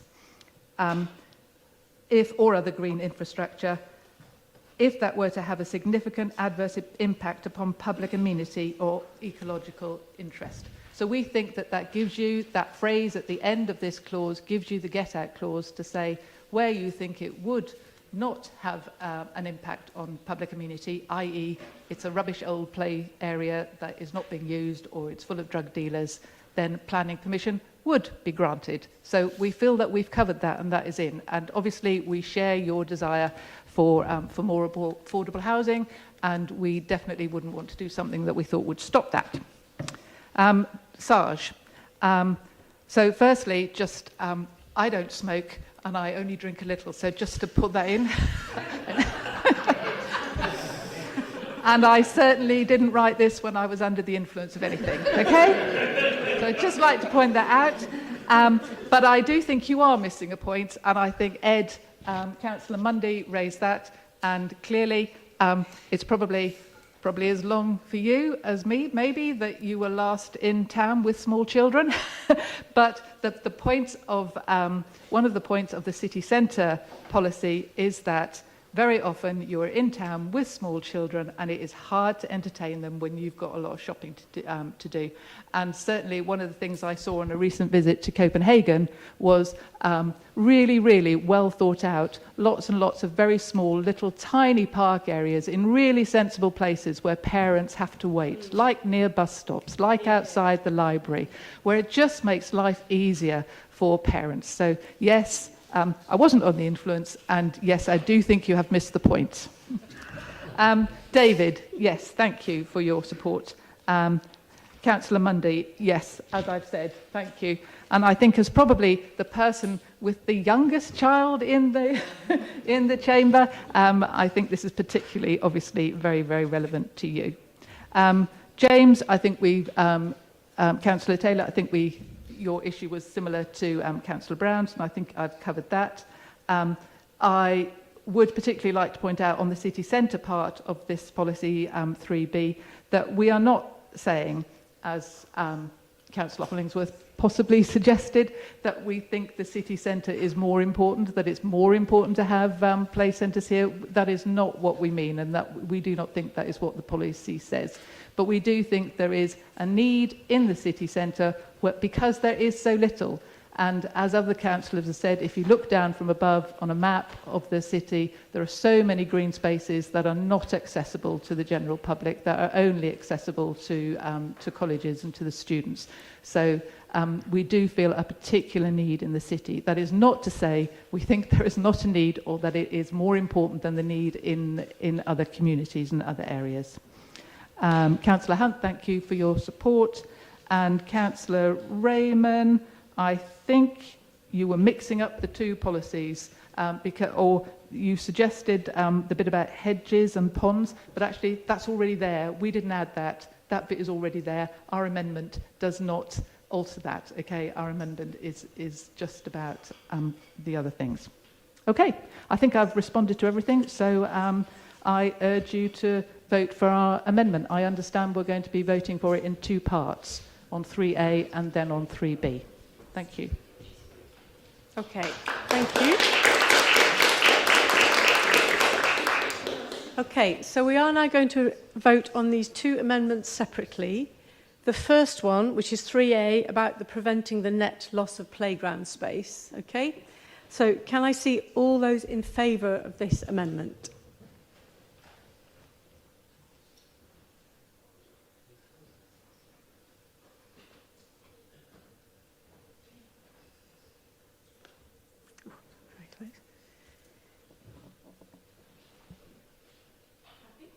Okay, can I see all those against this?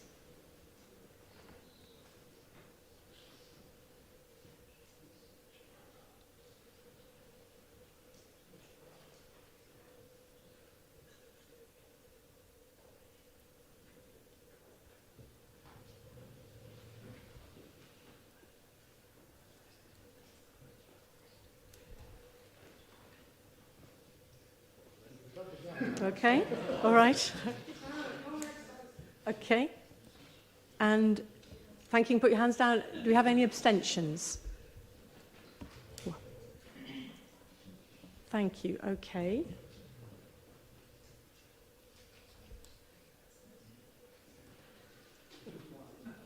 Complex mathematics going on.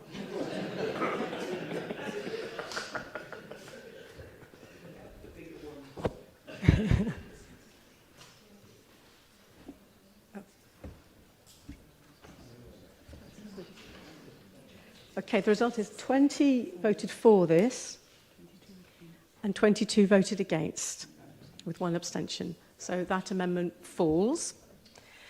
Okay, so we will now vote on Amendment 2, which is 3B, encouraging the provision of a city centre playground. Okay, can I see all those in favour of this amendment? That's not... I'm just reading the title of it as it was in. Just a new bullet point about the city centre has a deficit of high-quality accessible playgrounds, and the council will welcome applications that seek to resolve or contribute to the resolving of this deficit. Okay, so can I see all of those in favour of adding that new bullet point?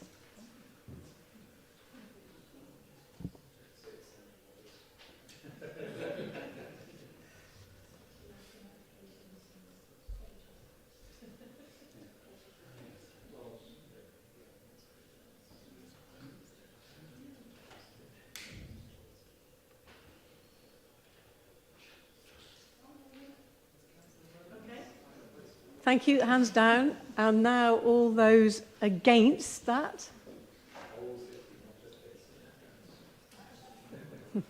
That bullet point.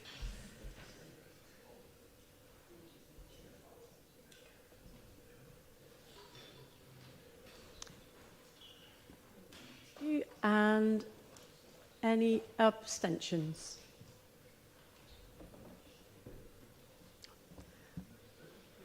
Thank you very much. That amendment is carried. So that will be added.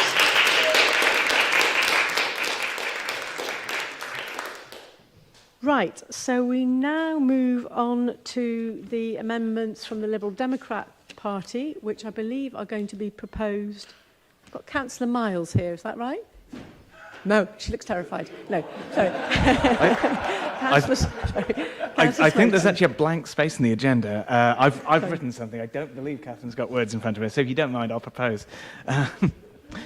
Right. Let's remind everybody what we're talking about, because it feels like it's been 3/4 of an hour since we had the intro. Right. We submitted 2 amendments, the second of which is withdrawn. That means this debate is solely about the stuff that relates to cycle parking, not anything relating to H6 and split dwellings and so on. Right, okay, so what the amendment does, it does 2 fundamental things. One of them is about quality of cycle parking provision, for which it cites out to LTN 120 with regard to the physical design of cycle parking. It is more complicated than this, but a brief précis is that generally speaking, it's asking you to supply Sheffield stands and not wheel pinchers, which are rather the bike thief's dream. The second thing it does is to do with the quantum of cycle parking that should be provided for certain kinds of development, and specifically raising the quantum where otherwise this local plan would specify a lower level than the existing local plan 2036.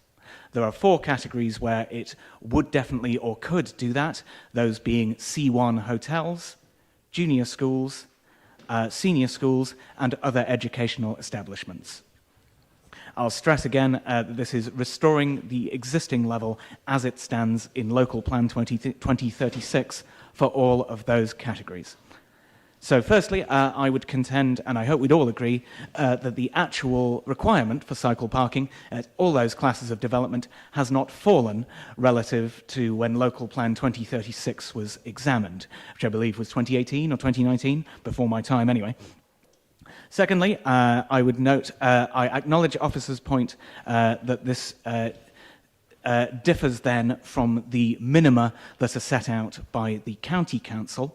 However, I would stress that the county's document specifies minima, and it is absolutely permissible to set a higher level than is set out in that document.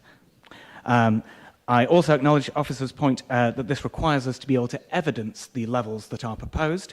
However, I note that, again, the levels that are proposed are levels that were present in Local Plan 2036, which implies that those levels were evidenced correctly at that time, or certainly to the satisfaction of the examiner at that time. These are levels which have passed examination again.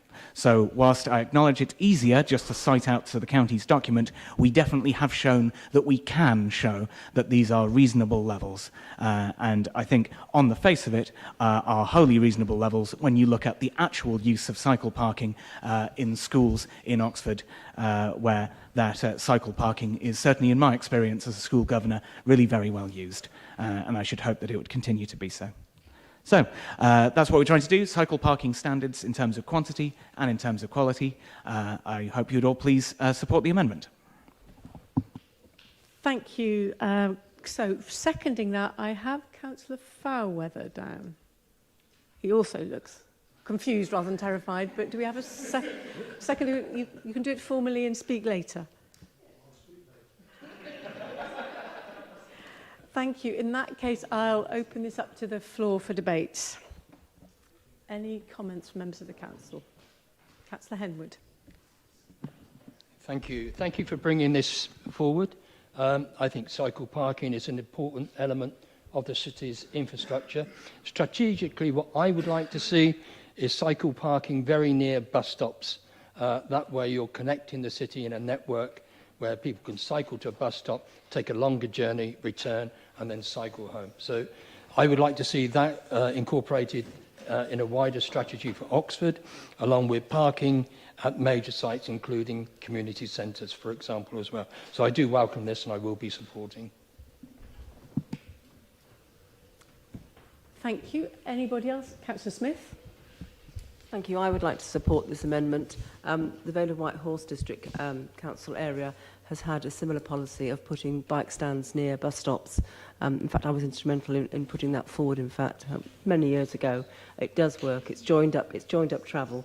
You can cycle from your house to the bus stop and park your bike on a Sheffield stand, preferably, not one of these ones which has been described, I think, by my colleague as squidging your front wheel, not one of those ones that you have to put between two bits of metal. It's much better to lock it to something substantial by the bus stop. So absolutely, would love to see more of those and more cycle states.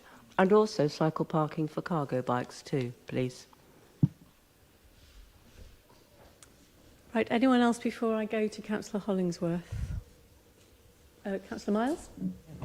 I just want to remind everyone, we spent a lot of time at the last local plan discussion when it went for consultation, inspection last time and then got pushed back, when we discussed specific requirements around bike parking for different categories of development. And the reason why we did this was because we as a city council, but along with the county council, have got very tough targets in terms of increasing the number of journeys that are taken by bike within the city.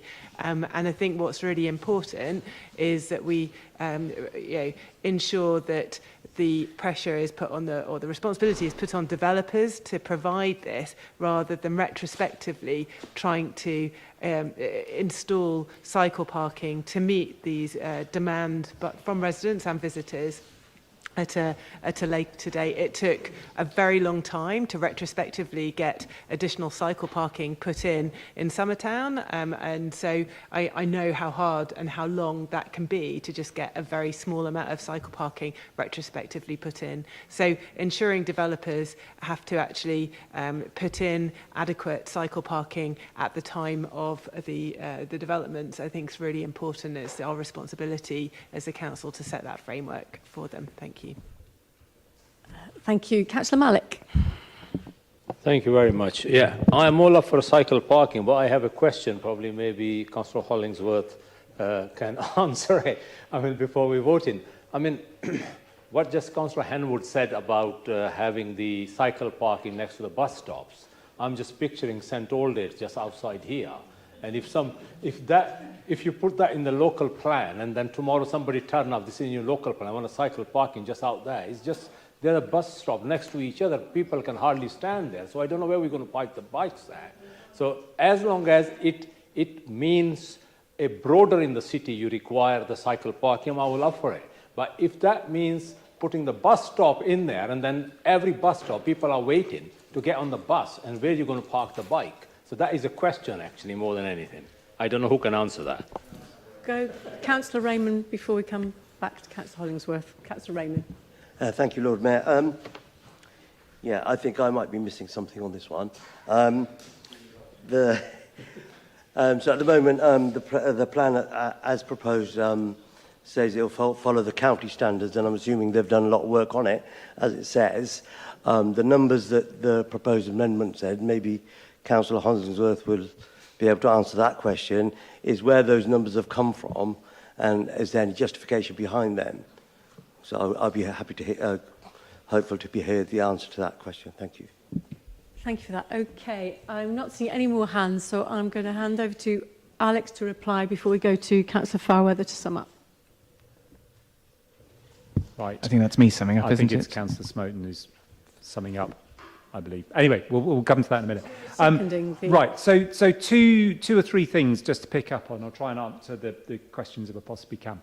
The first thing is this is a policy in the local plan to apply cycle parking standards to new developments. It's got nothing to do with cycle parking at bus stops. It's got nothing to do with cycle parking by the side of the road. It is, if somebody is proposing to build a new secondary school, they must provide X amount, I'm squinting slightly, but whatever the amount, you can say what it is, the amount of spaces. If somebody is building a new hotel, they must provide X number of spaces, a higher education establishment, a further education establishment, and so on. The chances of there being a new secondary school in Oxford, I think, are negligible, so I don't think that is likely to happen. Primary school also negligible, but maybe not. But certainly some of those other things around further education, higher education, distinctly possible, and so it would apply to them. So just to be clear, this is a local plan, this is a policy on something which is a planning application for a big thing. It is not something else which would have to be addressed through other documents. The issue, as has been touched on, is in the officer response to the proposal, is that what we were going to do as a council is to take to the planning inspector and say, Oxfordshire County Council, the Transport Authority, has done excellent work on coming up with its parking standard. It has evidence which supports it, which is crucial, because if there isn't evidence, then we have a problem, because the inspector will strike out the policy or some element of it. And we have a good working relationship with the County Council on this, and you know, I don't know for definite how they will be. They might be mildly put out at being told that their policy isn't good enough, and that we need to do on something else. If we do pass this amendment, then clearly our planning officers will need to.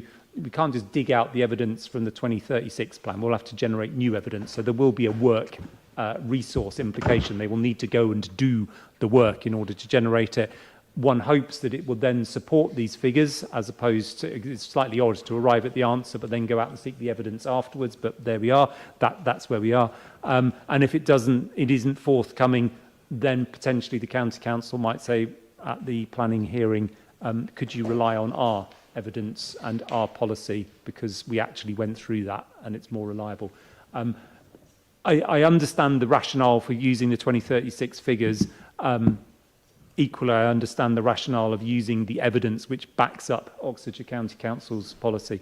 I will wait to hear the summary to see whether I'm going to be convinced enough to change my mind. I think it's unlikely, but I appreciate many other people might. Okay, we've got Councillor Fairweather who reserved his right to reply, and then, yes, Councillor Smoten can... so I just have one quick question for the planning officers, which is this... If we did adopt this and you had to go and get some more evidence, how much of a delay would that introduce into us submitting the local plan, and will it interfere with that timetable? Because I think that could be quite pertinent. No delay for submission. We have to do it in time for examination, but that would be possible. Okay, thank you very much. Councillor Fairweather. As you might expect, I support this amendment. The suggested reduction in standards from the last local plan is very regrettable. Cycle parking is vital to encourage cycling in the city, and cyclists need secure parking for their bikes. And Sheffield stands are essential rather than the wheel pinchers that people have talked about. I don't think anyone is suggesting that cycle parking is sensible next to crowded pavements in the city centre, or even city centre bus stops. As my colleague has pointed out, it makes sense to do this further out from the city centre, so that people can cycle into the edge of Oxford and then catch a bus knowing their bike is secured. Please support our amendment. Thank you. Thank you, Councillor Smarton. Shall I proceed to sum up? Right. Okay. A few things to address then. First of all, why deviate from the county document? I think a really important thing to understand about that document is that when it comes to residential, it sets general county standards, and it then specifically addresses the City of Oxford, recognising the City of Oxford to be a place where there is considerably more cycling than elsewhere in the county, much to our credit, and long may it continue. When it comes to non-residential, it doesn't. It only sets one set of county-wide standards. It would be ideal if it had then, for non-residential, also specifically considered the city. I'd argue that it should have done. And I would further argue that we should fill that gap in setting our own standards.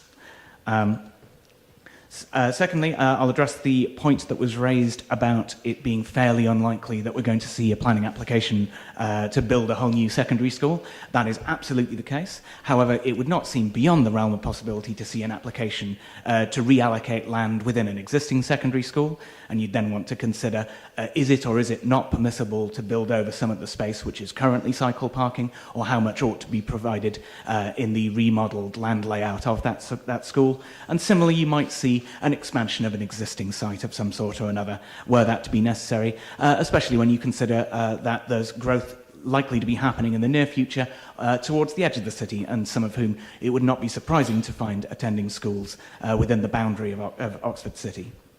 I think it would also be beneficial to maintain the precedent, effectively, that we have from Local Plan 2036, and to keep that standard consistent, so that when the new authority is coming to draw up its local plan, it faces a history where the standard has been consistent from plan to plan, rather than it having fallen from Local Plan 2036 to Local Plan 2045. That would seem like a negative precedent if it were to serve as any precedent at all.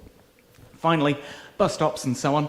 Very interesting idea. Let's absolutely stress to everybody in the room that it's not on the table today. I think it's a very interesting conversation to have at a later point, but right now the vote is solely upon, one, should we restore the quantum to the levels in Local Plan 2036 for educational establishments and hotels? And 2, should we cite out to LTN 120 for the design of cycle infrastructure, which is broadly speaking emphasising the Sheffield stand over the wheel pincher? Those are the things that are on the table, and I would urge you all to please vote in favour. Right. Thank you very much for that summary. Okay, so we are now going to go to a vote on this amendment. Okay, so can I see all of those in favour?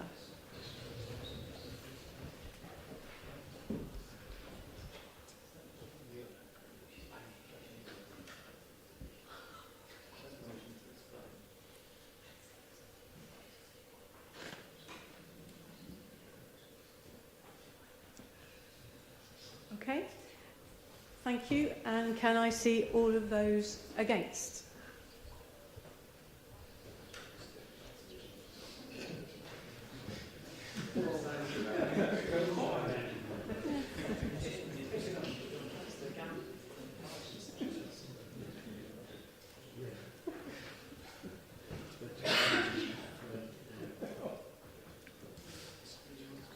Okay. And any abstentions? Susan, you've got your hand still up. 1.5 abstentions.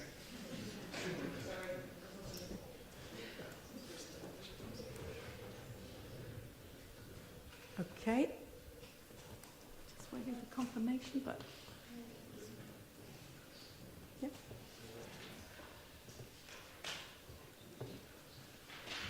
24, 17 against. That is carried, that amendment.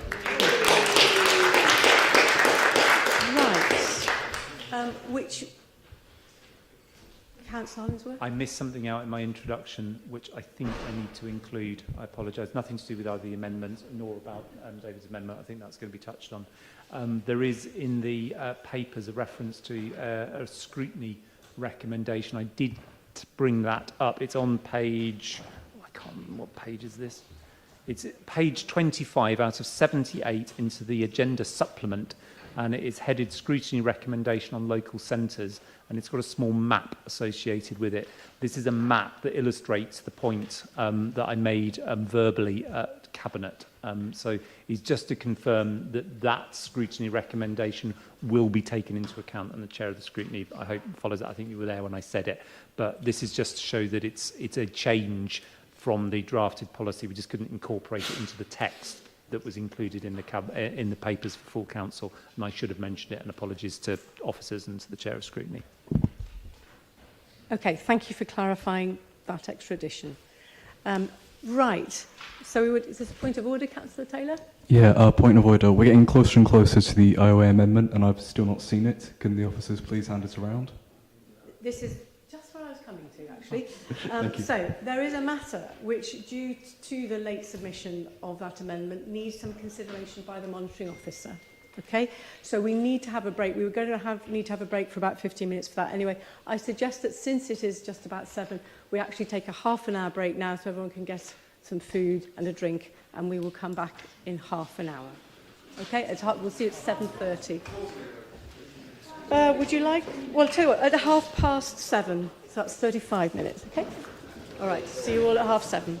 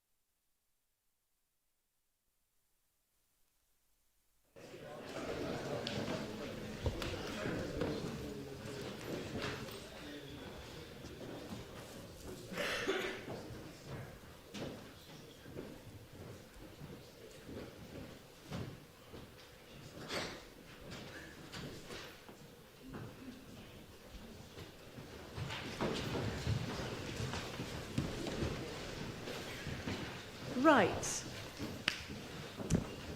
So with all of the other amendments, we've had the officer's advice has been sort of published, the planning officer's advice has been published with them before you were asked to consider them and vote on them. So with this very late arriving one from the IOA, we do need to do the same thing. So we are going to start by hearing the advice from officers on this amendment. Okay. Is it possible you can turn the volume up? I will speak. Okay, were you all happy? Hopefully you can hear me. Okay. Officer's advice is, all sites proposed for allocation have been assessed against the overall strategy of the plan. Those sites where development fits within this strategy have been proposed for allocation. This is particularly important where we have a housing crisis, substantial unmet housing need, and are reliant on neighbouring authorities to help us meet this. I'd just like to stress that this advice would be the same no matter which site was being proposed for removal at this stage. Whilst removal of an individual site is unlikely to render the plan unsound in of itself, its removal would not be consistent with the strategy of the plan, nor its approach to all other sites. We need to be able to demonstrate that we have assessed and found all available capacity within the city, and this amendment would be contrary to that. Officer recommendation is that this amendment would treat one specific site as an exception to the overall process used, and that this inconsistency could undermine the plan. Thank you very much. Okay, and then I believe that that does give rise, as well, this particular site, to some declarations of interest needing to be made. So I'll start with Councillor Brown. Out of force of habit, I was pressing the wrong microphone, so apologies, Lord Mayor, I hope you can hear me. Yes, thank you, Lord Mayor. I am a member of the Council's shareholder and joint venture group for OCHL, who are the owners of this land in question in this amendment. Under the Code of Conduct, this is therefore an other registrable interest, and there is a test as to whether I can vote. I do not consider I have a conflict of interest in this matter when the test is applied, as the tests relate to my well-being and whether I would consider my well-being to a greater extent than the city or ward inhabitants, i.e. I will not benefit from this. And approaching this, I am confident that I can take the wider public interests and that this would be obvious to a reasonable member of the public in possession of the facts when it is considered that the desire is to submit as sound a draft plan for examination as possible. Thank you, Lord Mayor. Thank you. Councillor Smith. Thank you. I'm also a member of the Council's shareholder and joint venture group for OCHL, who are the owners of the land. Under the Code of Conduct, this falls to be an other registrable interest, and there is a test as to whether I can vote. I also do not consider that I have a conflict of interest when this test is applied, as the amendment does not affect my well-being to a greater extent than an average resident of this city. Or an average councillor. And approaching this, I am sitting as a councillor, not as a shareholder, and I am confident that I am taking the wider public interest and that this would be obvious to a reasonable member of the public in possession of all the facts. Thank you. Councillor Turner. Thanks, Lord Mayor. Yeah, a couple of things. So, like the others, I'm on the Council's shareholder and joint venture group for OCHL. That is an other registrable interest, and there's a test where I can vote. It clearly doesn't affect my well-being to a greater extent than other city or ward inhabitants. And in respect to my membership of the shareholder group, I'm confident I'm taking my view in, just considering wider public interests, and that it would be obvious to a reasonable member of the public in possession of the facts when considered that that's related to the plan as a whole. I should also add that over the years I've corresponded with quite a few people and talked with quite a few people about this issue, and of course you always reflect on that, and as time goes on, sometimes views evolve, views change, and so I shall continue to reflect in the course of this debate and approach it with the open-mindedness that you would expect. Thank you. Councillor Mungongwe. Thank you, your Lord Mayor. I'm also a member of the Council shareholder and joint venture group for OCHL, who are the owners of the land. Under the Code of Conduct, this falls to be an on the other registrable interest, and there's a test as to whether I can vote. I do not consider I have a conflict of interest when the test is applied. This amendment does not affect my well-being to a greater extent that the city or ward inhabitants won't benefit from it. I'm approaching this, I'm confident that I'm taking the wider public interest, and this would be obvious to a reasonable member of the public in position to the fact when it is considered that the desire is to submit a sound draft plan for examination as possible. Councillor Chapman, thank you. Thank you very much, Lord Mayor. As many people in the Chamber will know, I am a member of the Council's shareholder and joint venture group OCHL, who are the owners of the land. Under the Code of Conduct, this falls to be an other registrable interest, and there is a test as to whether I can vote. I do not consider I have a conflict of interest when the test is applied, as this amendment does not affect my well-being to a greater extent than, than the city/ward inhabitants, as I won't benefit from it. Approaching this, I'm confident that I'm taking the wider public interest, and this would be obvious to a reasonable member of the public in possession of the facts when it is considered that the desire is to submit a draft plan for examination as is possible. Thank you. Thank you. Any more? I can say that I also do have I was on the shareholder and joint venture group, the council, some years ago, but to the best of my recollection, I've never taken any decisions with respect to this site.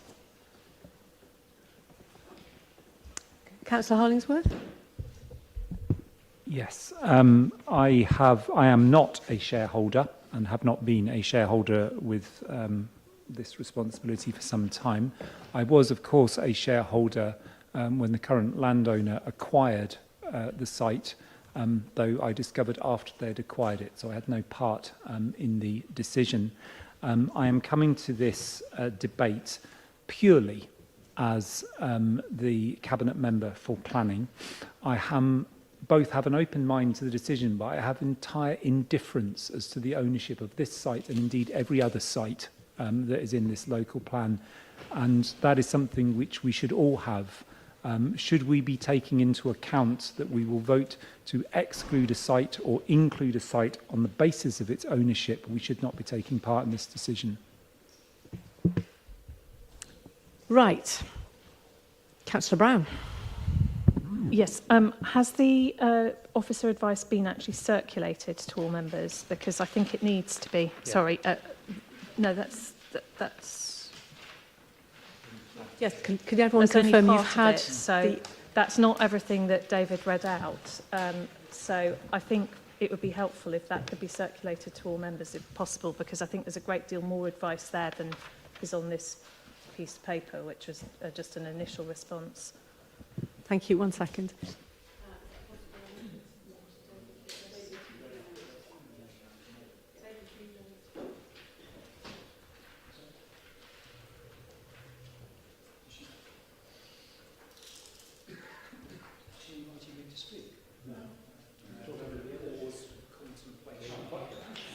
There's a pause for contemplation. There's some advice coming.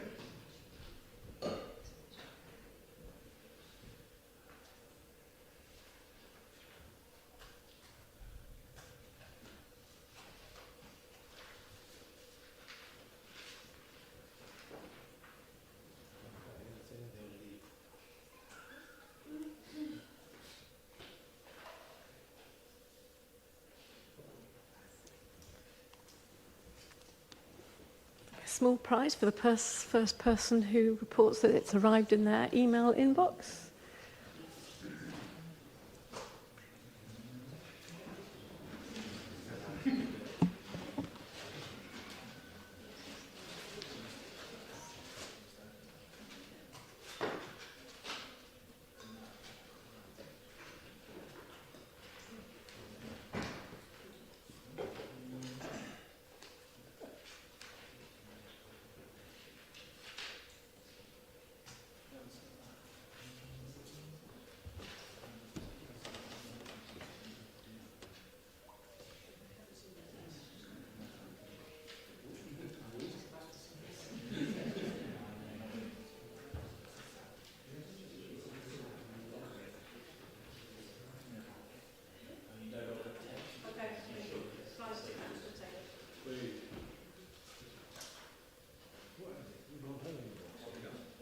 to read it.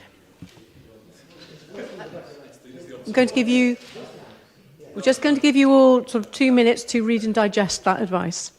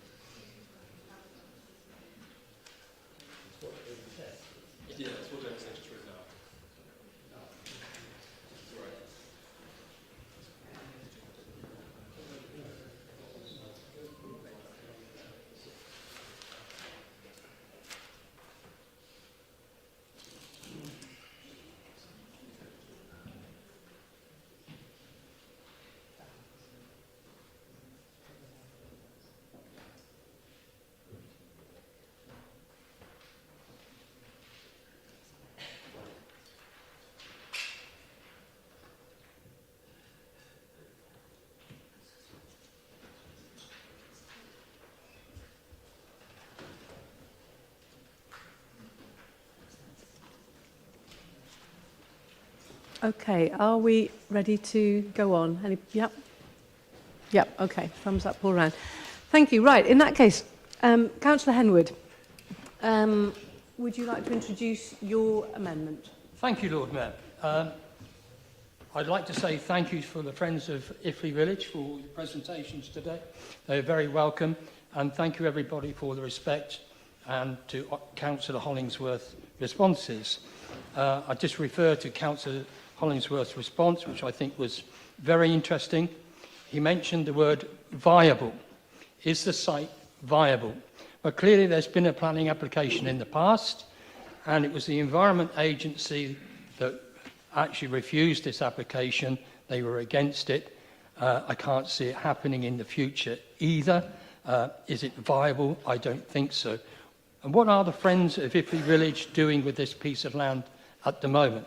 They are managing that site, and they have plans with Greyfriars School, Rosehill Primary School, the Oxford Academy, and students at Blackbird Leeds in order to approach and those students with poor attendance to improve their attendance and their attainment by introducing outreach programs on this site to educate them about environmental aspects of this site.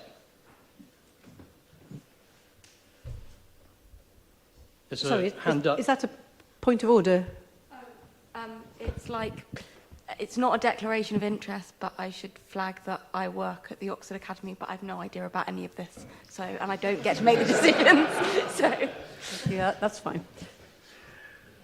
Thank you, and I'm sure your students at the Oxford Academy like to see you every day, and I do too. And at the Oxford Academy, just as a point of interest, 33% of those students at the Academy have a SEN registration or a learning difficulty of some sort. And it's these students that Friends of Iffley Village targeting might not be the right word, but are reaching out to improve their attendance and their attainment by offering extracurricular activities on these fields. I return back to Councillor Hollingsworth's second point, and it's one in which he refers to the district councils and using this field as a ransom strip to encourage neighbouring districts to sign up for housing programs by offering this piece of land as a ransom. I think this is unethical and unreasonable. I think it's poor practice. We shouldn't be using land within Oxford that we don't plan to build on, but to use as a planning ransom in order to introduce or encourage our district neighbours to build. The officer's advice also alludes to this. If you read on, I think, the third line, the planning officer is reliant on neighbouring authorities to help us meet this need. Why does this piece of land encourage our neighbouring authorities to build? I don't think it's a reasonable use. I think it's unethical what we're doing with this piece of land. It puts a great deal of stress and pressure on local residents in Iffley and the neighbouring areas as well. It's better to work with our local schools and develop this site for educational purposes instead of for housing purposes. So originally this site had planning application for 30 plus homes. Now it's not mentioned at all how many properties should be on this site. So what is the housing need on this site? It's not mentioned. We no longer know how many sites, housing dwellings would be planned or marketed on this site whatsoever. Let's use the talent that we have in IFLI to promote this site for a better use, to improve the attainment of those people that are struggling with normal school life, reaching out to those SEND students and those people with learning difficulties so that we can improve their education and make... Thank you, Chair.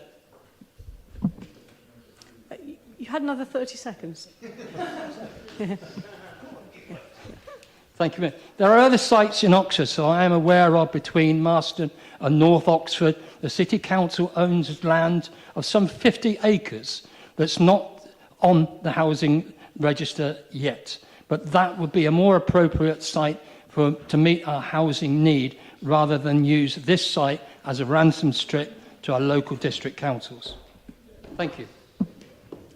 Thank you. Is there a councillor to second this amendment?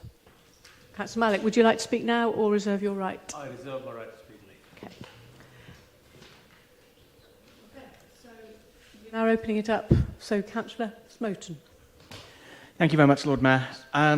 I am minded to abstain on this item for now, on the grounds that whilst the alternative uses for this site, which have been described today, do sound very positive, and I thank those who have presented today, I do also very much value the plan's existing policy and its strong potential to deliver much needed social housing. I would want to see much more detail and a fully fleshed out alternative plan before I'd feel at all comfortable putting that social housing potentially at risk. I would also really urge that if a proposal is going to be brought to make a pretty significant change to a piece of land like this, I would really, really like the time to consider that. And this is something which has been dropped on us 2 hours and 45 minutes ago, most of which time during which I've been having the rest of this debate.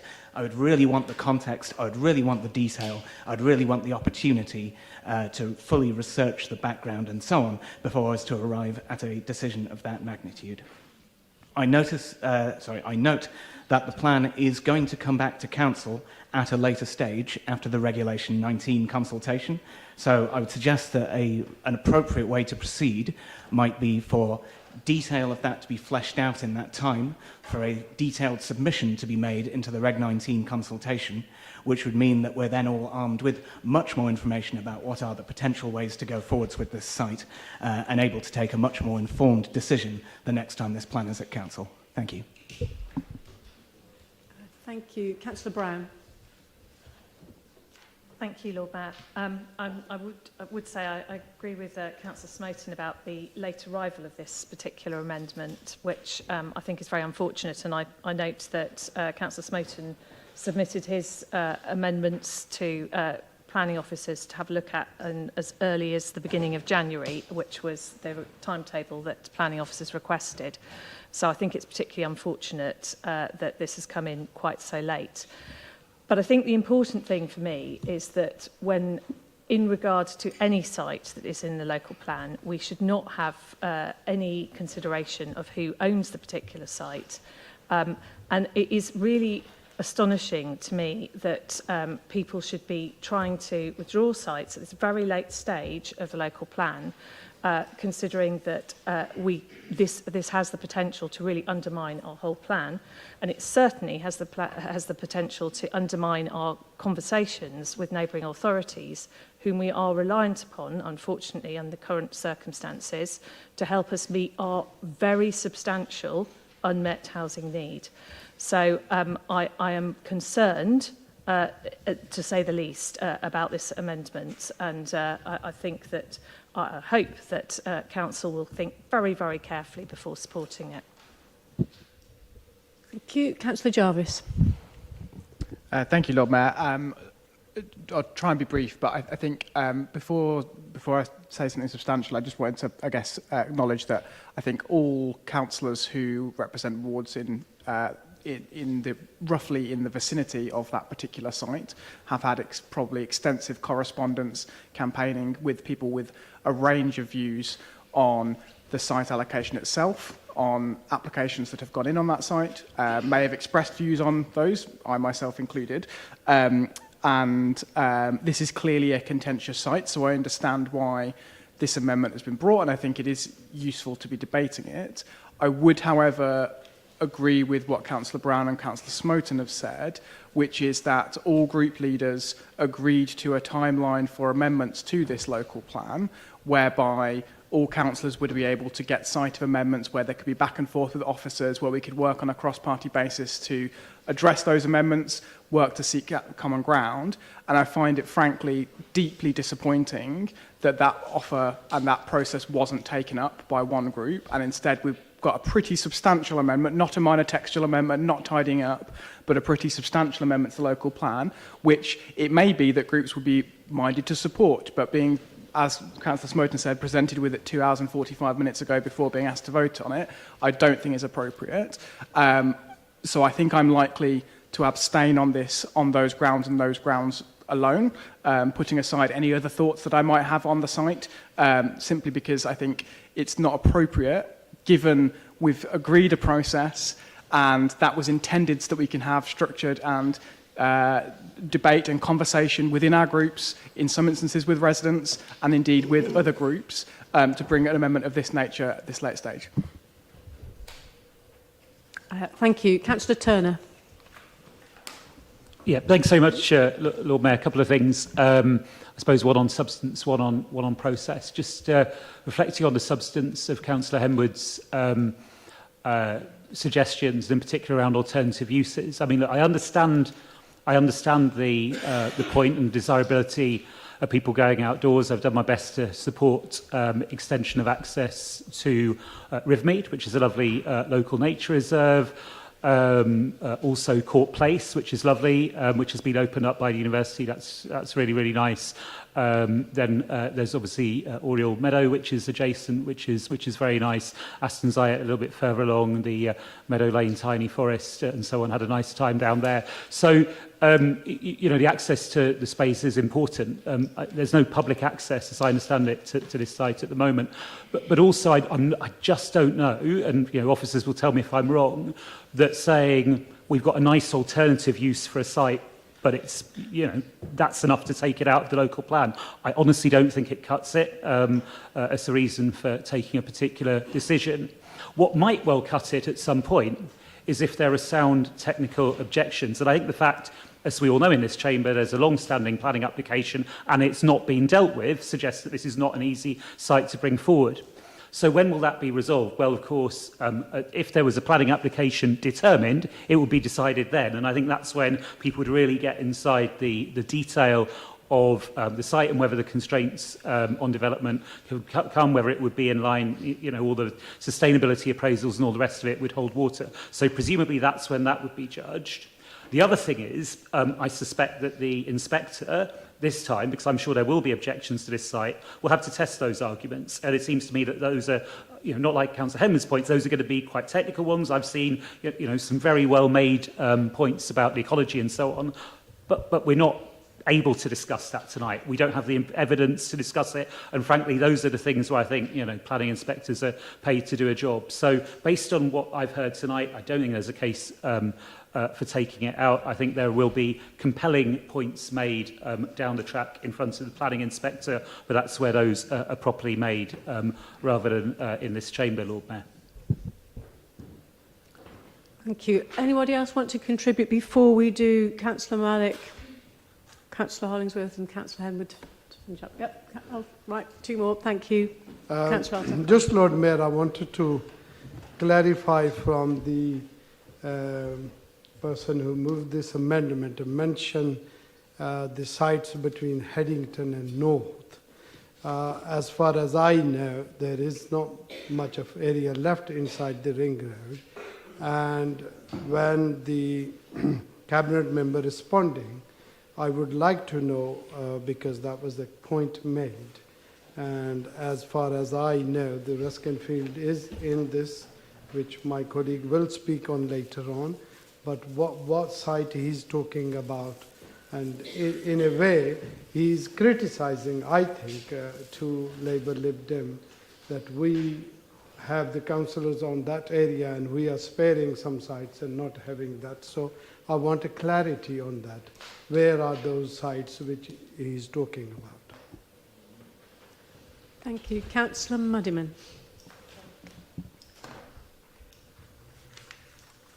Thank you, Lord Mayor.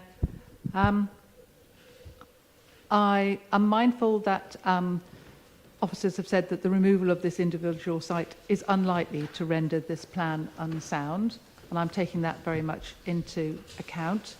I also note that this site is the one in the local plan with the highest number of constraints on the site. It has 15. So obviously this is a very, very difficult and problematic site for development. And because it now has an allocation of a minimum allocation of 0 units, I feel that that puts it into more of one of the windfall sites, which may at some point have a handful of homes on it rather than a large development site. So this is obviously a very difficult decision.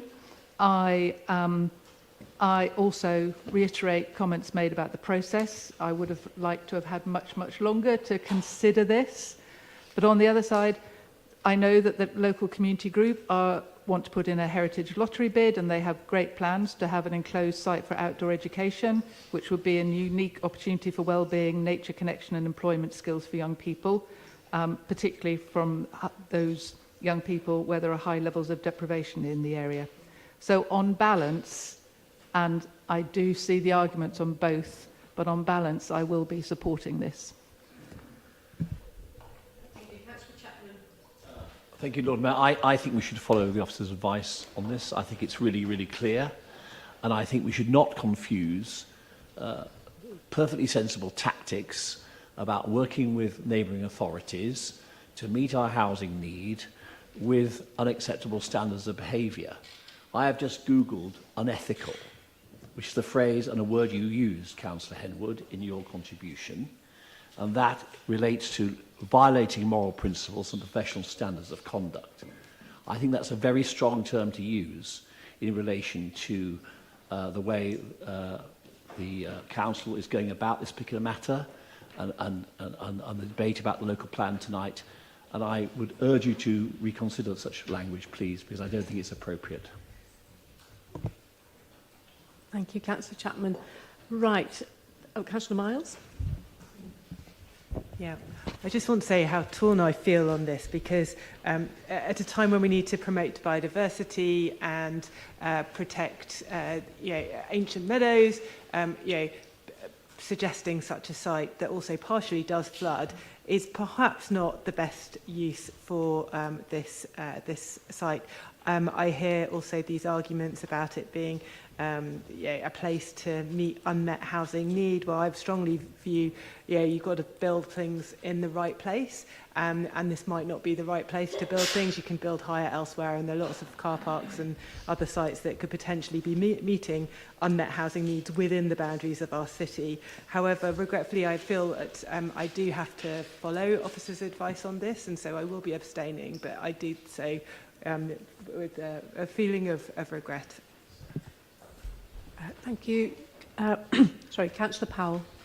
Thank you, Lord Mayor. I shall be brief. I just wanted to join the sentiment that I appreciate why this has been brought. I appreciate the work that the residents group have been doing. I appreciate it's a very contentious site, but as Councillor Miles has just outlined and as others have outlined, I am concerned about the timeline that's gone on here, and given the very, very limited time, I feel compelled to follow the officer recommendation, and so will also be abstaining.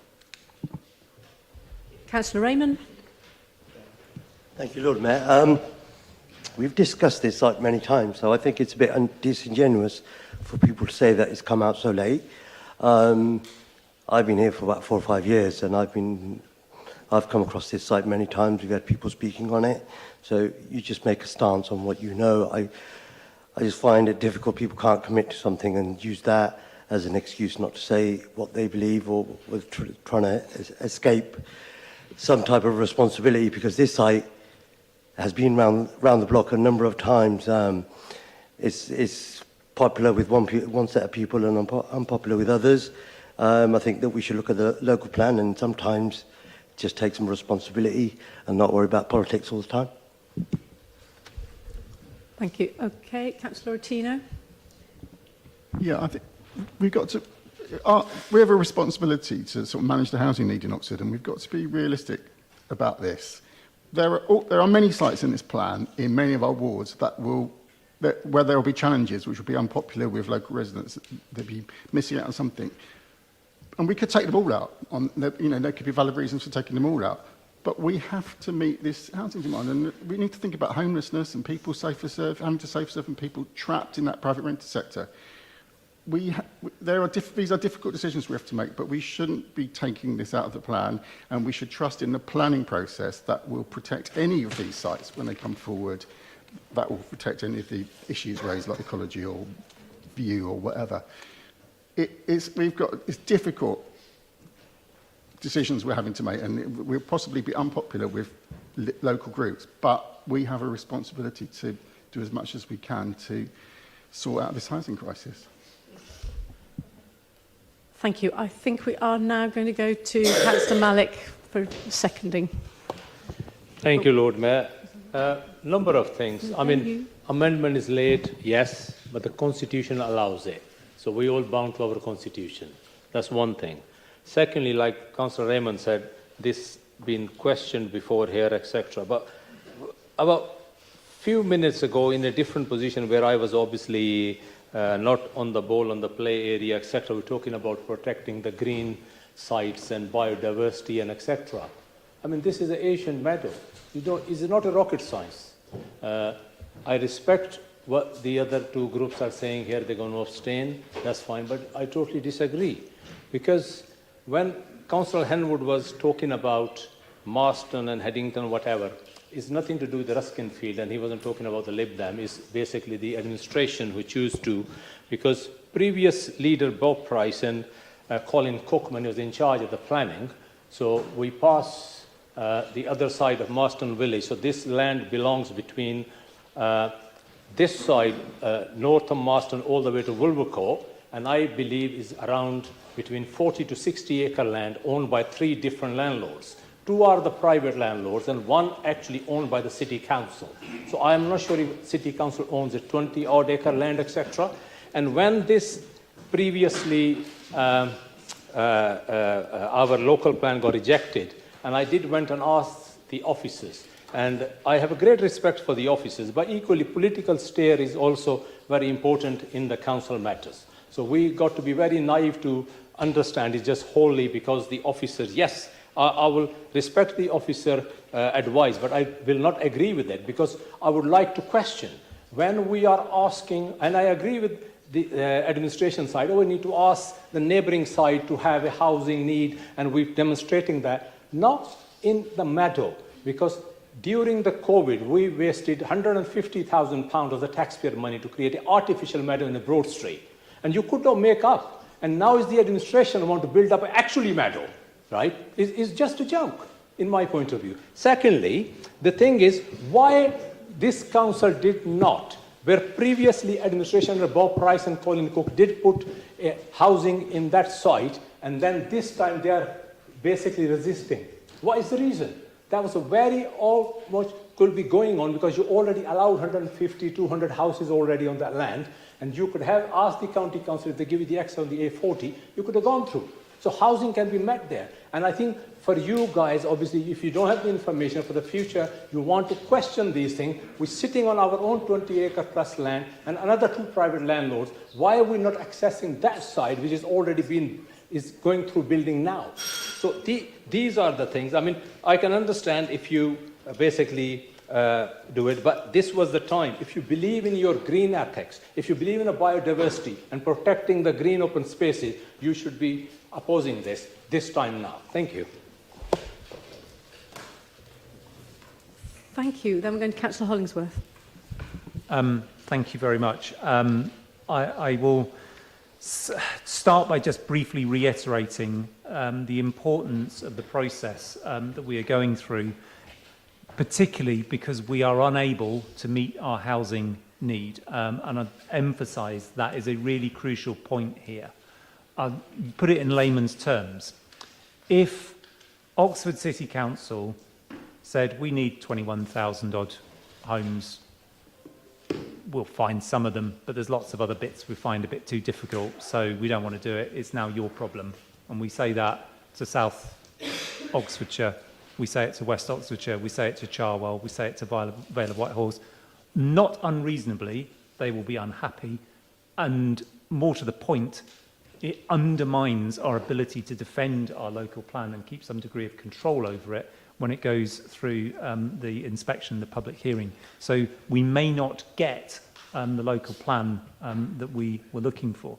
And the importance of that, it's a difficult relationship to have. And that is why, and I touched on this before, why I think we need to be absolutely clear.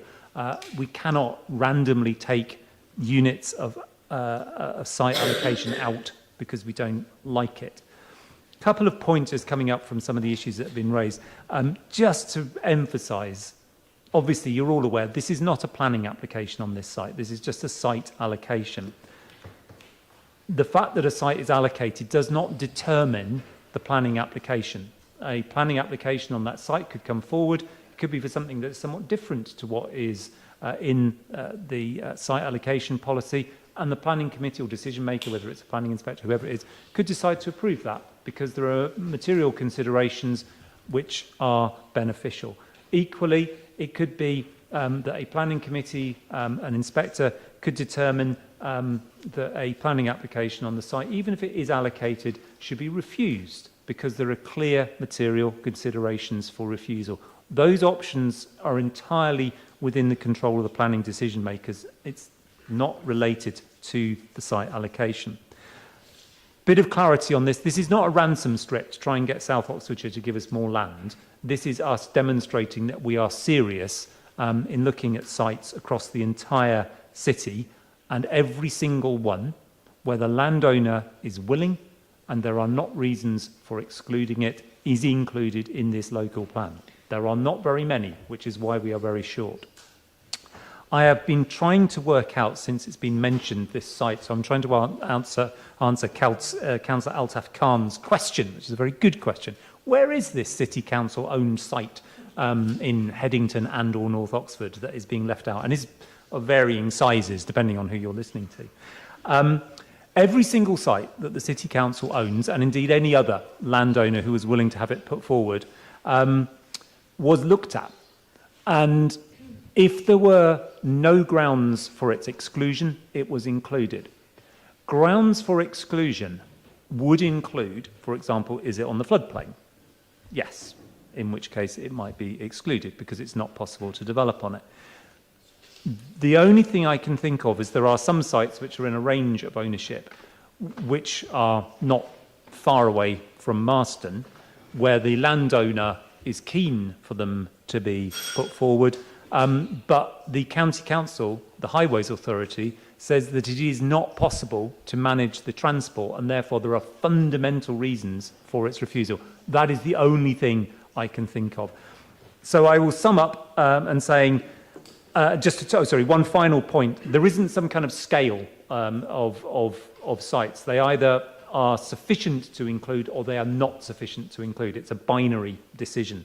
And this one, yes, if you wanted to look at, there are a number of issues which are concerns about it, but those are all reflected on that and taken into account in deciding it should be allocated. So I would say please vote against this because I think it creates a serious problem.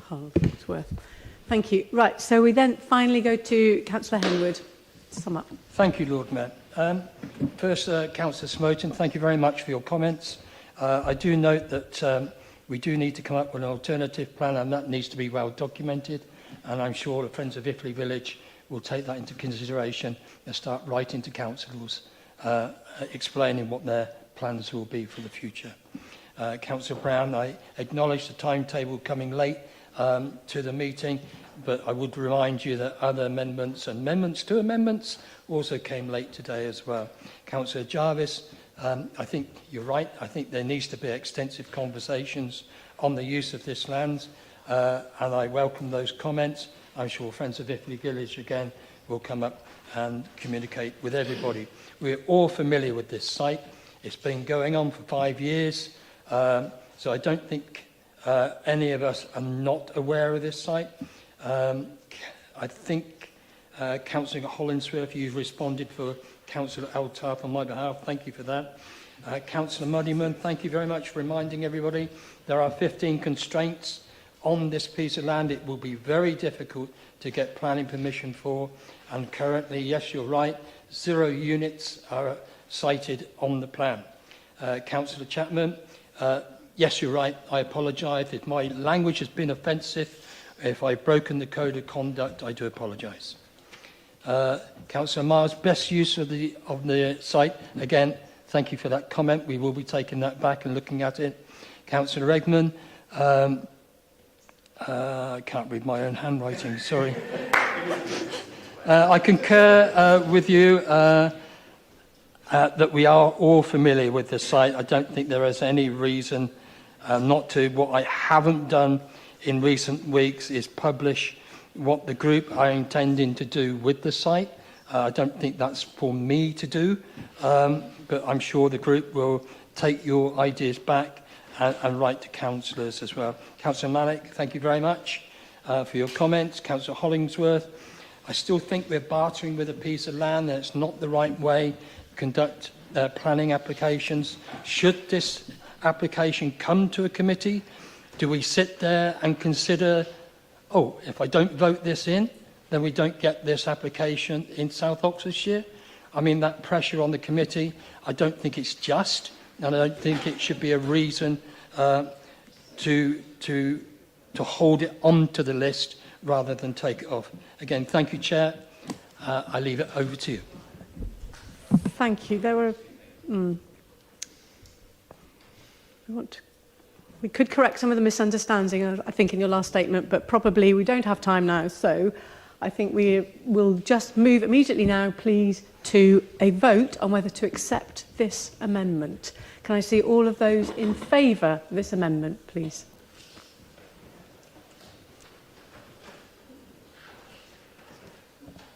Thank you. All of those against?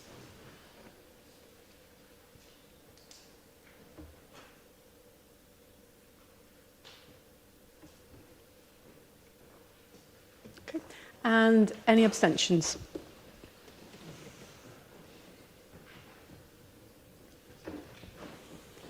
Okay. So the amendment falls. Yeah. Right, so this is a point where if there are any other individual amendments, they could come forward now. I'm just wondering whether anybody has any. We've got Hosni's question. Okay. I don't think it will produce a rushed amendment. On page 391 about Sandy Lane Recreation Ground, this site, as you know, is a site of much interest locally. So having read through that, on section F, it says the type and the layout could be split into smaller spaces throughout the site that provide different functions for residents and visitors, or provided through one larger area of open space.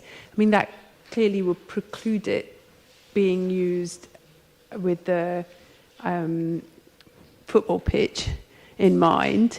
So I was wondering why that particular section is in there, and whether if you could provide any explanations, and if not, then I would possibly consider moving an amendment to remove it, but I just wanted to have an explanation as to why, and apologies for the lateness of this query. It's been a very busy time. Thank you. So I think you need to answer that, Councillor Hollingsworth, in case... Yeah, I was trying to track down page 390. That was taking me a little while. 391, yeah.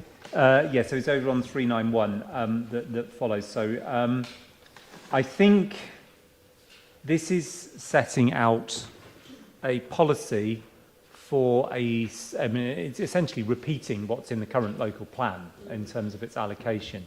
So it is, as with any site allocation, I appreciate we just had quite a lengthy debate on the site allocation policy, but a site allocation policy sets out things which need to be taken into account when a decision maker, whether that's the planning committee, planning inspector, whatever it might be, or planning officer, will need to take into account alongside material consideration. So it is a range of these. The planning system does not work in the sense of every single box has to be ticked, which is just the way the English planning system is set up, much to the slightly upset response of one or two of my students who are international students and are baffled by how the English system works. So I don't see there is a necessity to change this. I would suggest that if you have a specific and particular concern about a particular form of wording, pick that up with council officers. As with any of the wording on anything in this, we have to say once it goes through the regulation 19 and then goes to the planning inspector's hearing, it is possible if there's an objection, the planning inspector goes, wait a minute, this sentence needs some adjustment or this change. It can be helpful for council officers who will obviously be representing us there to be able to take into account an expression on this and say, no, you're right, with the planning inspector and steer it in a particular direction. But I think rather than try and amend it, that would be now, that I think would be the best way of addressing it. I'm not seeing planning officers shaking their heads with vigour, so I am hoping that that was the correct answer. Is that... The particular issue is that there's a very well-used football pitch on there, which does not look like it can be accommodated nearby elsewhere, though I have been looking and speaking to university colleges that own land, etc., etc.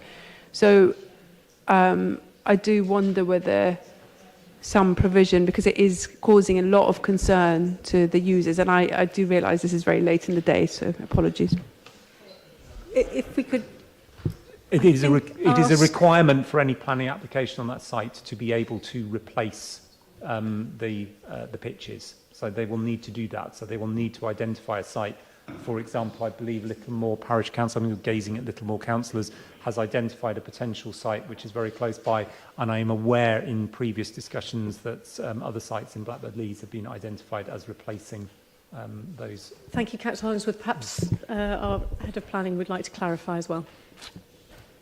Precisely as Councillor Hollingsworth says, the pitches will need to be re-provided, but point F is about the public open space that's generated, the requirements generated by that development on top of that. So within the development, public open space is described, but pitches that are currently there will need to be replaced. I'm hoping with that clarification you'll be... Yes, I'm happy to leave it there. Thanks. Thank you very much. Great. Now, before we go to the full, the debate on the full local plan, we have a couple of public speakers who've been waiting since 7 o'clock. Would you be happy if we get them in to give their speeches before we go on, continue with the debate? Yes, thank you very much indeed. Okay. In that case, we will invite them in. Lord Mayor. Yes. Just acutely aware that this meeting is due to end at 9 p.m. and so we may need to suspend standing orders before the public speakers arrive if we're to get through the substantial items of business that are before motions. Good point, because as there are 4, as monitoring officer pointed out, with responses, that might take us half an hour. Thank you very much. Okay, so... Could I propose that we suspend standing orders until we conclude item 20 on the agenda, given that's the substantive business we need to get through? So that would mean not doing the motions, that would mean... Okay, monitoring officer is going to weigh in. I'm happy to second that. So sorry, is this working? I can't, yeah. So there are the 3 options. 1, you can extend the meeting until the business is finished. 2, you can adjourn the meeting to another day to be agreed or that's set tonight. Or 3, you can defer business to the next meeting of council. So you'd have to vote to defer each item. They're the 3 options to deal with the fact that we still have quite a substantial amendment agenda before us and we've not yet concluded the local plan. I think that's something that if we are about to have the public speakers come and speak, and they may want to speak ahead of the items that they're speaking of, if they are deferred or adjourned, they may want to reserve the right to speak there. We have a 6-month rule, so it's problematic. So it is something that we actually, therefore, if your mind is to do anything other than extend the business until you've concluded, we need to take a view on that now. Okay, that's tricky, because if we just say till business is concluded, we will be here potentially till after 10 o'clock. It would be until every item on the agenda is dealt with, yes. Okay.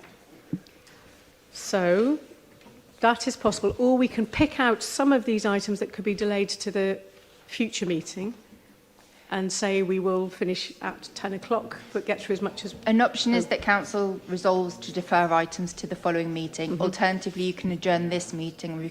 I've got 3 potential dates where we could hold the meeting over to if you're not deferring it to the next. So just to be clear, we have a meeting in March, which would where you defer business to. Alternatively, the next 3 meeting dates without any meetings on are Thursday the 29th of January, Wednesday the 4th of February and Tuesday the 10th of February. So there would be days that we'd be looking at to reopen this meeting. Take a couple of views then. Councillor Brown. Sorry. Leader of the Council, if you could just weigh in. Councillor Jarvis moved a recommendation, which I seconded. So I think we actually do have a sort of recommendation that we try and continue the business up to item 20, which is questions on notice, up to and including, I think, questions on notice. Effectively, that means deferring the public addresses. Sorry, not the public addresses. I mean, I think we could take the public addresses because we've just agreed to vary that. It does mean the scrutiny update report isn't included, so we might just want to note that quickly. I think the critical thing is whether or not we're going to discuss motions tonight, and I think that the sensible thing would be to defer the motions in the order that they came to the March meeting and to agree that today. And then we would need to say that to the speakers who are coming to address us on those particular issues, because they might want to go home now and come back and address us in March instead. So that's my proposal. I think it fits with what Councillor Jarvis was saying, and I'd like us to move to a vote on that.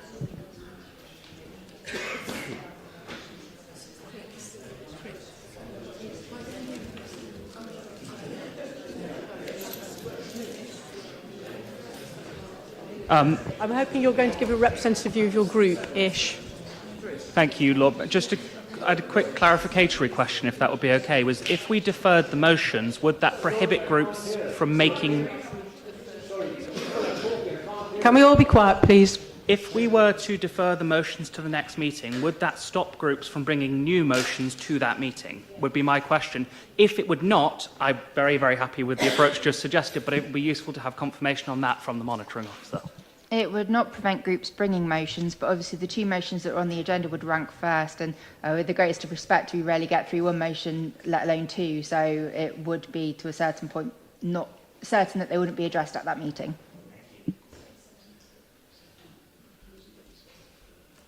A point of order. Yes, Councillor Raymond.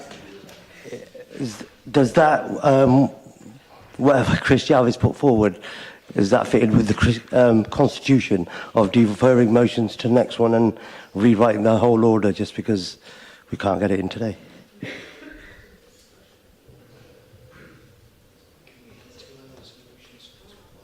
Point of order. I would rather get through than this. Lord Mayor, I was going to raise this point of order before when you came after the break.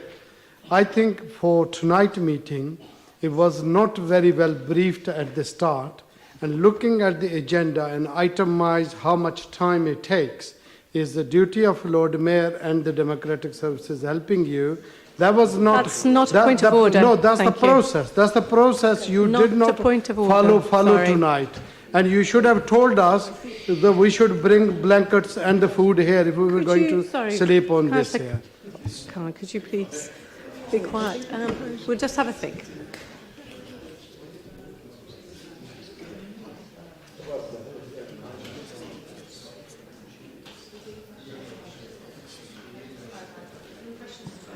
Councillor Jarvis, can I just check? So are you proposing that we take everything up to questions on notice, including them, and then everything else would be deferred until the next meeting? That would be, yes, up to and including. I'll defer to Councillor Powell as to whether he's dreaming to present the Scrutiny Committee report this evening or whether we can move that next time as well. But that would be my proposal, yes.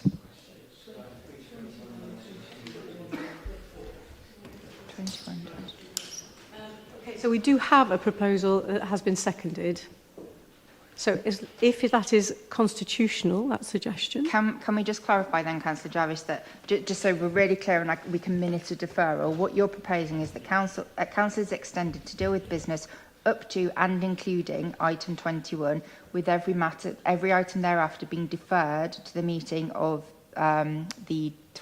what's the date in March? To the March meeting, 23rd of March. Including the public addresses, some of which we will receive now and some of which we may push back to next time. Is what we, exactly, that's exactly right, yeah. So in all public addresses, because there are public speakers who aren't connected to an item, I believe. There's 3 who aren't, so they may want to speak, but are we saying that you want to defer that? I mean, that's up to council, the decision, but I just need to be clear what it is that council is resolving to defer and what it is that you're not resolving to defer. But can I try and help? I think we're saying, Chris and myself, that we would be happy to take public addresses from those that still want to talk to us, and I think the Lord Mayor had already proposed taking those next. So it's really only the Scrutiny Committee update report and motions on notice that we're deferring. That is the proposal, is my understanding. And the outside bodies as well, I believe, Councillor Brown.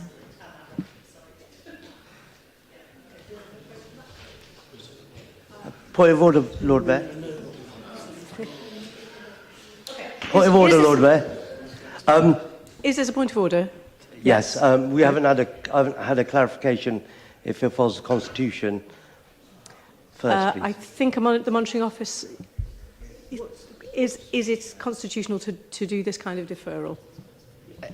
On the motions, specifically. It's up to council or any meeting of the council, any committee, to decide whether or not it wishes to defer. That is a motion that can be moved not on notice, as set out in the Constitution, so it's perfectly constitutional.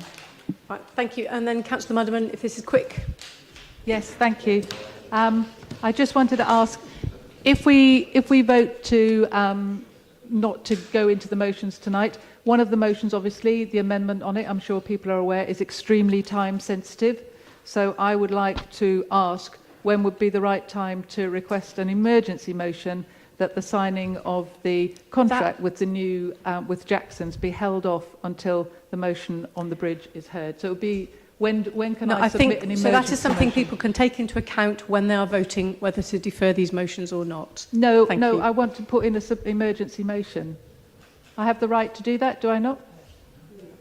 No, so the rules regarding publication of items in advance and motions on notice, you've got to submit a motion on notice in line with the Constitution, which you have done. If council votes to defer it today, then it is deferred. You can't submit an emergency one.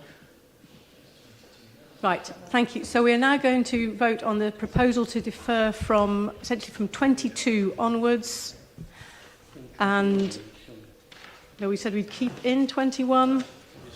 That's all of the public speakers. We're going to have those. Anyone who wants to speak will come and speak now. Okay, please can I see all those in favour of that deferral?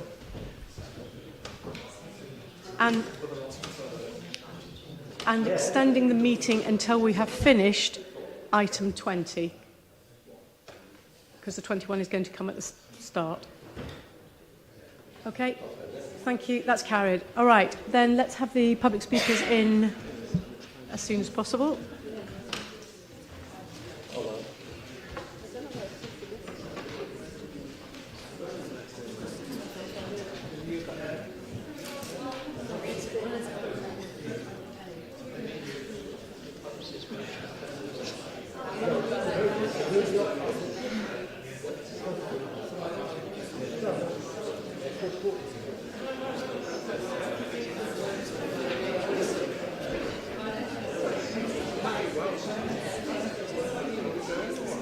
Right, everyone, can we have some quiet, please? We have got Siobhan Allen. Thank you so much for waiting, and I'm sorry we've kept you waiting. No, it's okay.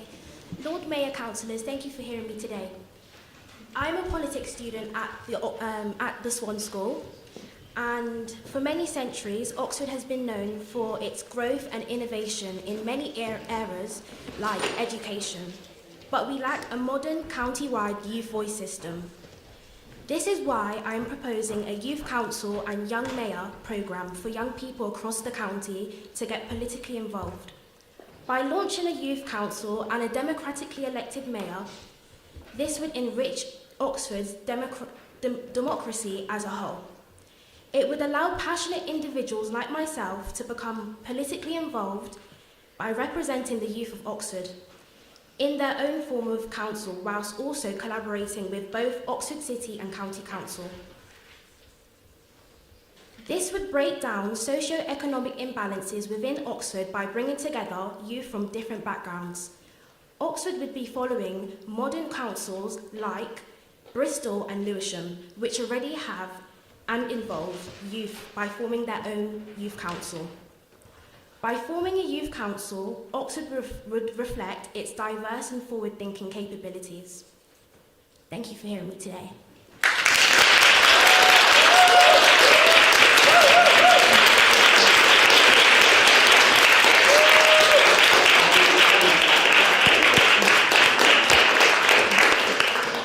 Well, unanimous applause. Well done. I think the Leader of the Council is going to respond. Thank you so much. We really appreciate you coming, and I'm so sorry that you've had to wait for so long. It doesn't normally take quite that long for us to come to public speakers. We have had a very busy meeting this evening. I really welcome your proposals, but I think we probably need to have some further discussions about how we can sort of take them forward, because you may not be aware, but we're in the process of local government reorganisation at the moment, which means that until July, we don't really know what the future for this council will be. It won't be this council as such. We do know that much, but there are 3 different proposals on the table. So I think what we would very much like to do, well, speaking personally, is to put some ideas forward for the new council, whatever that might look like, which could include some serious youth representatives as part of that structure going forward.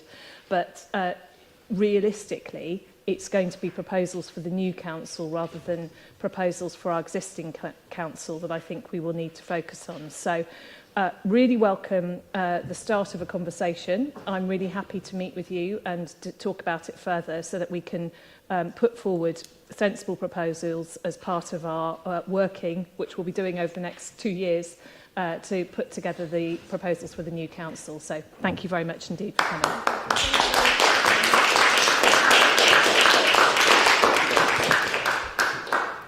Okay, and next we have Caddy Beck. Hello, Caddy. Okay, I coordinate the campaign to save Bertie Park Recreation Ground in South Oxford. We've spoken many times about the loss of open space which this development would involve. This time we'd like to talk about the planning process itself and highlight objections raised by Thames Valley Police. You have told us many times you want to build on Bertie Park because it's been on local plans for 20 years. So we thought it was okay to cut and paste a policy from one plan to another. When your principal planner said, for reassurance, a site wouldn't automatically be carried over from one local plan to the next, but would be subject to a new review of the current planning position and any constraints or opportunities. This was a light bulb moment. The plan policy states planning permission will only be granted if the existing Bertie Place recreation ground, including a replacement multi-use games area, is re-provided on land in Plot B behind Whiteham Street. The current plan was submitted in March 2019, but by that November it was already clear you had no intention of re-providing the recreation ground as required. You announced instead a smaller but more modern play area which would be open to the public. The land behind Whiteham Street was to become a nicer environment for the community, i.e. you decided to depart from the plan policy before the current plan was even agreed. The NPPF requires that plan policies be both up-to-date and deliverable. It is obvious that the submitted plan policy for Bertie Park was neither. Your planning application was validated in May 23. It normally takes 13 weeks for proposals to each planning committee. The first date that we were given was that August. For 2.5 years, you have drilled holes and held meetings. This is just such a waste of public money. We have known for a long time that Thames Valley Police thought that the land behind Whiteham Street was unsuitable for unaccompanied children. They have now officially submitted their advice. They say Site B does not have any clear function or purpose and significantly lacks surveillance, creating significant concern that there will be opportunities for crime and antisocial behaviour to flourish in this area. This space is very difficult to activate and is highly likely to be a significant attractor for crime and antisocial behaviour. Careful consideration needs to be evidenced how legitimate activities will be promoted in this space and crime or antisocial behaviour prevented or discouraged. This has not been achieved in the current application. The police also say the mugger is located very close to residential properties, creating a risk of noise, having a negative impact on residents, neighbour disturbances and community tension. This space is a very challenging location for development with no clear solution. I appreciate the community wish to retain this youth recreation facility. However, if houses are to be built here, then neither the current location nor the previously suggested location in Site B are appropriate locations for such a facility. The council has not listened to the voices of local residents. We hope that it will listen to the police. Finally, in October last year, OCC published its Green Spaces Technical Advice Note number 9. This says, if you want to argue that an open space like Bertie Park is surplus, you would need to demonstrate a long-term lack of public access and/or use. You have not done this. It says that in Oxford there is no spare pitch capacity, and that with the population of Oxford growing, if pitches like our multi-use games area are lost without compensation, then so is that opportunity. Our recreation ground sits at the heart of our community because it is a physical space where families meet and kids get together. If you build on it, it is gone forever, and so is the heart of our community. Well done. Thank you. I believe Councillor Hollingsworth has a response for you. Yes, I think you've heard much from me. I will just remind every single person in the room, councillors, this is a live planning application. If you wish to sit on the planning committee in resolving it, you need to retain an open mind. Thank you very much. That's it. Okay, so our third speaker this evening is Chaka Artwell.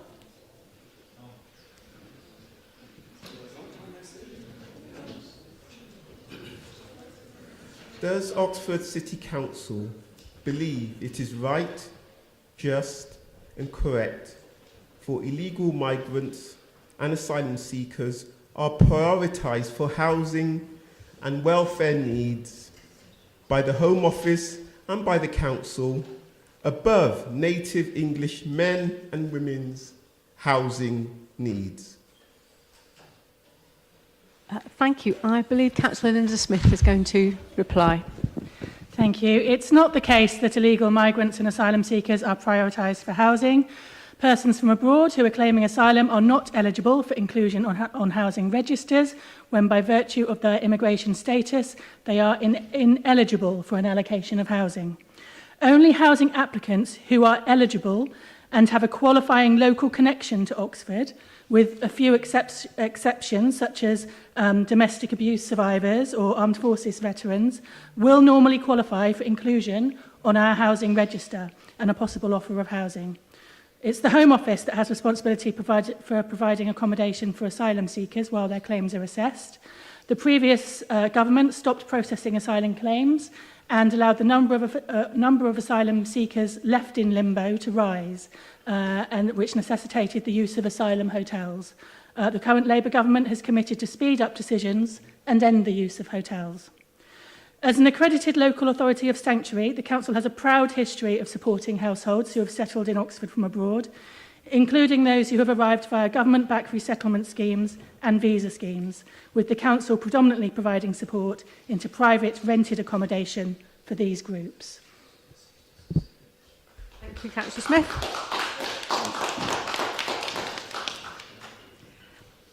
Okay, and our final speaker is Dan Glazebrook. Thank you. The motion, which you're hearing now in March, I think, put forward by Councillors Jupp and Miles, rightly points out what the Friends of Grampont Nature Park have been saying for some time, that the Oxpens Bridge would not provide the flood-proof route required for student housing at Oseley Mead, rendering it a pointless replication of the existing two bridges in the same area. And the incredible 14 million price tag for the bridge would be far better spent elsewhere. For example, it's surely only a matter of time before there's a serious casualty on the A40 at Barton Park, where there have already been several nasty accidents already, as residents are forced to dodge speeding traffic every time they want to reach shops, schools or the doctor's surgery. The council's building of the estate without a bridge or subway was directly counter to both the police's recommendations and county-wide traffic regulations. Likewise, the lack of a crossing from south to east Oxford at Jackdaw Lane means residents of New Hinksey are forced to, instead on a long diversion round the Plain, the most dangerous cycling spot in Oxford, where there have already been fatalities. It would even be useful to have a bridge across the river directly from Oseley Mead to ensure users do not have to cross the flooded towpath under the railway bridge, where a man tragically drowned just last winter. The one place a bridge is not needed is from Grampont Nature Park to Oxpens Meadow, two sites already linked by an excellent, wide and well-used cycle and foot bridge just 100 metres from the proposed new one.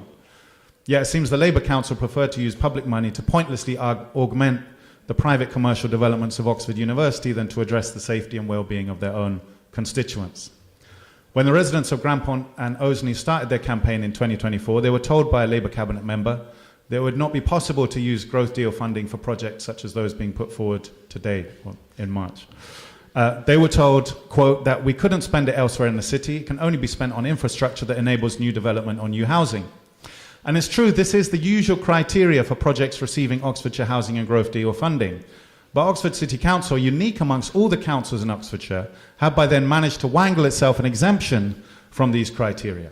Unlike all the other councils, the City Council was and is allowed to use Growth Deal funding for projects that do not directly enable new development or new housing. So the funds could have and can be used for other projects. Furthermore, it's now clear that the Oxpens River Bridge, as currently conceived, does not itself enable any new housing or development, whether directly or indirectly. When the bridge went to planning, council officers were at pains to point out that, quote, the future developments at Oseley Mead and Oxpens could go ahead without the bridge, that the bridge is a standalone development that can be delivered on its own without the need for Oxpens or Oseley Mead allocations to be delivered, and vice versa.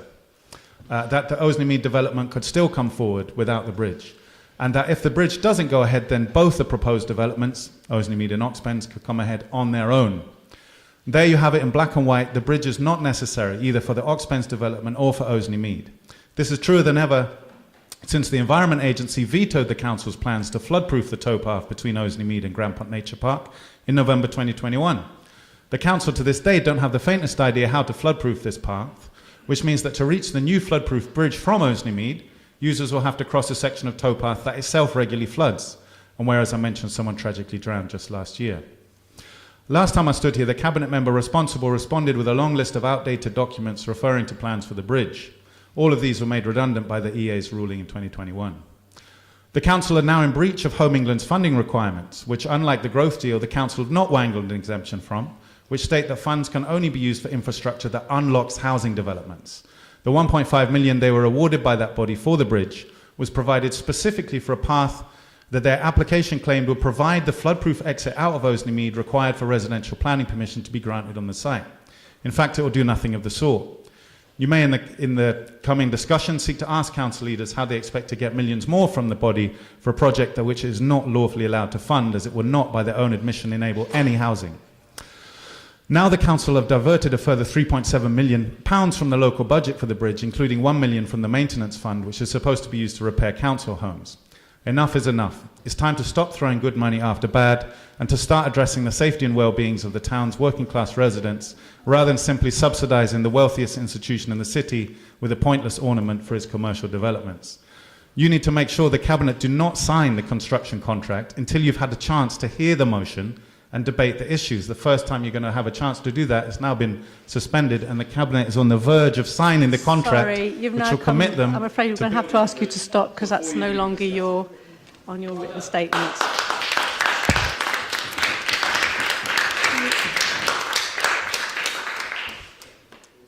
Thank you. Councillor Hollingsworth, I believe you have a response. Yes, I will try and be as brief as possible, but there's quite a lot to cover. Just a little reminder, the City Council is actually delivering this bridge as part of the growth funding for Oxfordshire County Council. Just helpful to point that out. So as the address said, and I use his quote, last time I stood here, the Cabinet member responsible, that's me, responded with a long list of outdated documents referring to plans for the bridge, all of which were made redundant by the EA ruling in 2021. And in effect, what this is doing is attempting to recreate a claim that was rejected by the judge in last year's failed attempt to overturn the planning permission granted for this bridge. That claim, the one that failed, was that the purpose of the bridge is solely to connect the Oxpens and Oseley Mead development sites. This was not the purpose when this bridge was first proposed 20 years ago, and it is still not the case. The documents in question may, and I looked at some of them earlier today, which was most interesting, may in some instances have existed for some time, but what they say remains entirely relevant, and the judge made that clear in his reference, for example, to the 2013 Oxpens SPD. So I thought it might be helpful to remind Council of some of those documents, what they say and when they said it, and indeed who proposed them and who supported them at the time. All were consulted on widely, at length, debated in full council, and then adopted as formal documents. So let's go to the first of them, the West End Area Action Plan, adopted by the City Council in June 2008. And to quote, it sought a new pedestrian and cycle bridge across the Thames to join Oxpens Field to the Thames towpath is proposed. This would link the West End to Oseley Mead and the West Oxford cycle route. Improvements will also be made to the route running east from the pedestrian bridge. Now, this document, with the detail of this bridge set out in the context and the wording of proposed policy WE2, was finalised by the Executive Board, which is what the Cabinet was then called, on the 14th of May 2007, after 4 years of public consultation and preparation. It was then approved, complete with this bridge, at a special full council meeting on the 21st of May 2007. The then leader of Oxford City Council, Councillor John Goddard, who sat more or less over there, was responsible for the policy. He proposed it, complete with this bridge. This council had the chance to oppose the bridge or attempt to delete that policy from the plans. The record of the meeting that I looked at earlier today showed that precisely no one did so from any political party.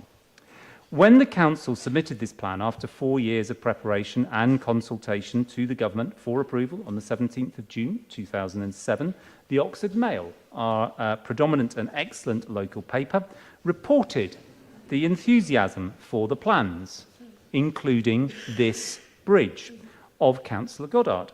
He reported that there was widespread backing within the city for the plans that had been submitted. Moving on to, it did land in Grant Bont, as I shall go on. We can have a little chat about this, or you could ignore me, it's entirely up to you. On November 2013, the Oxpens SPD was adopted by the City Council. This explains in detail, as the judge noted, what is proposed and what the objectives are for the new bridge. To quote, A new bridge crossing the Thames, or ISIS, should be provided to enhance opportunities to move between Oxpens and the wider area, notably the Grand Pont Nature Reserve. And so it is in, I think you'll find. And residential areas up and downstream on the opposite side of the river. Indicative locations for the proposed bridge crossing are illustrated on the Development Framework Plan and the Illustrative Master Plan. The maps that are the Development Framework Plan and the Illustrative Master Plan in that SPD include the proposed bridge in almost exactly the location for which planning permission was submitted and ultimately approved. The other bridges across the Thames will remain, and the potential to improve the Gasworks rail bridge, for example, was considered by Oxfordshire County Council in 2016-2017, and it was discounted as a workable option. Further review highlighted considerable challenges, particularly with the footpath along Castle Mill Stream, which is too narrow to accommodate cycling, and the alternative route over the Castle Mill Stream Bridge, which would have required alterations to create a hardened path and altered levels across what is now a protected meadow. This bridge, the one that has been proposed since, well, one could argue, going all the way back to 2005 when the public consultation began, will be delivered entirely by external funding. But this is funding which, if it is not used for this bridge, will have to be returned to the different funding bodies. The City Council is not allowed to allocate it to any other project. So funding from the Growth Deal for Oxfordshire was allocated to this scheme with the support both of Oxfordshire County Council, which is the responsible body, and Homes England, who provided the funding to the County Council. So, in summary, I would say, the proposed bridge provides the opportunity for a new and convenient route across the river, designed specifically for the location and to support the placemaking that will support the development of the West End as a vibrant quarter of the city and connect it to other parts of Oxford to the south and to the west of the city centre. These are the objectives now, and they were also the objectives of the bridge first proposed by this council and its then leader and his fellow councillors of many different parties 20 years ago. Thank you, Councillor. Right, that's the public speakers done. Okay, so we are now going back to the local plan, and we now have. It's now time for the debate on the substantive debate on the amended local plan with all of those amendments that we voted on earlier. I'm hoping you haven't got a lot more to say about it, but let's see. Do I have any members wanting to speak on the amended local plan? Councillor Smoten? Off you go. Councillor Smoten. We had the proposal. I thought it hadn't been proposed. In fact, it's been proposed roughly 2 hours ago. Yeah, okay, fine. Right, okay. Councillors, I will abstain on the main vote today, and that is because, A, I don't want to stop this from going out to Reg 19. I think it's better than the existing local plan. But B, I think there's two substantive issues that I would really urge Cabinet members and officers to devote more thought and time to in the interim with a goal of substantive improvement. Firstly, and most importantly, I believe we are still lacking a practicable route to gentle densification in our most sustainable locations. By gentle densification, I mean building up from suburban densities, typically semi-detached houses and things of that size, to 3-4-storey apartments or so, sort of core sort of densities. And by sustainable locations, I mean those that are in walking distance of public transport, amenities and employment. Every home that's provided in that way by going upwards is one that we don't sprawl outwards into the countryside and is likely a car off the road in the long term. So I think it's a highly desirable goal if and when we can achieve it. I think we're halfway there. We have an admirable density policy that asks for 120 dwellings per hectare in such places. That usually means 3 to 4-storey apartments. It's exactly what you'd hope for in such a core location, such a very walkable location. But if that site is currently lined with suburban development, then an application for 1 or 2 plots to break out of the existing roofline and rise in height to the new standard is highly likely to get knocked back as an obtrusive eyesore. That means that such applications are rare and succeed even more rarely. In practice, achieving a step change in density is only really achievable when there's common ownership, witness the Lees regen, where it's all council-owned, or on Greenfield, witness Redbridge Paddock. So, we have policy that endorses the end state when everybody has built up to a uniform 4 stories, but not the steps that are needed along the way, when there is necessarily a varied roofline, a mixture of the old state and the new. It's a question of priorities, I think. Should we target densification only if it's pretty at every step along the way, or should we accept that the change required is inherently piecemeal, and that incremental change should be welcomed so long as it's moving in that right direction? If we're able to solve that problem, then we can grow into a fundamentally more walkable, more cyclable city than our present mainly outward growth and mainly greenfield approach to satisfying our housing need. Secondly, I would contend that we are still giving appearance too much weight over energy efficiency. We still see applications asked to cut back on measures such as solar or other visible measures that, for energy efficiency for visual reasons. In fact, there are still parts of the city that have directives removing solar PD or which are mandating single glazing. I wouldn't suggest a blanket permission. Even I would admit we probably shouldn't solar-clad the Radcliffe camera, entertaining a prospect as it might be to think of. But I would suggest, as a rule of thumb, that where it is normal to see an old property with a modern SUV parked out the front, it also ought to be normal to see panels atop that property, situated so as to maximize energy efficiency rather than contorted for reasons of appearance. I think these are 2 really fundamental issues. I really, really hope that we can strain sinews to make more progress on those matters. Besides that, though, I look forward to seeing this plan go out to Reg 19. Thank you. Thank you. Councillor Fairweather. Thank you, Lord Mayor. I'm very pleased that Councillor Hollingsworth and the Labour administration are prioritising affordable housing in the new local plan. It's about time. The figures for social housing provision in Oxford are a disgrace. The council's own figures supplied to MHCLG and analysed by the Office for National Statistics show that in 2010, 16 years ago, there were 7,574 council dwellings and 5,153 housing association dwellings. By 2024, which is when the last full year of figures were available, council dwellings had risen just by 134. That's a lot less than 10 a year. Housing association dwellings have actually fallen by 656. This is pretty poor when South Cambridgeshire, a Liberal Democrat-run council, built 113 new council houses in less than a year. I do hope the new local plan will improve this.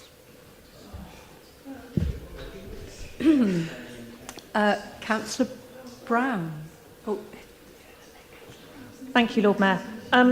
I don't quite know how to follow that, but I might try, because one of the things I'm very proud of is this council's record on housing, and I think our local plan has been very supportive of that.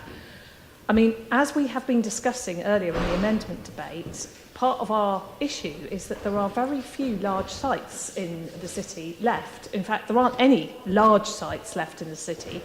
I mean, my recollection, because I sat on the council at this time, is that the last really big development that we had in the city was Northfield Brook, and that was, you know, the last really big development of social housing. But since then, we have done a lot through our wholly owned housing company and also through using money in the HRA to expand council housing in our city and indeed also shared ownership. And that has been partly as a result of decisions that we've taken as a council in terms of how we spend our money and how we operate ourselves, but also because of strong policies that we've had in our local plan. And that is really important.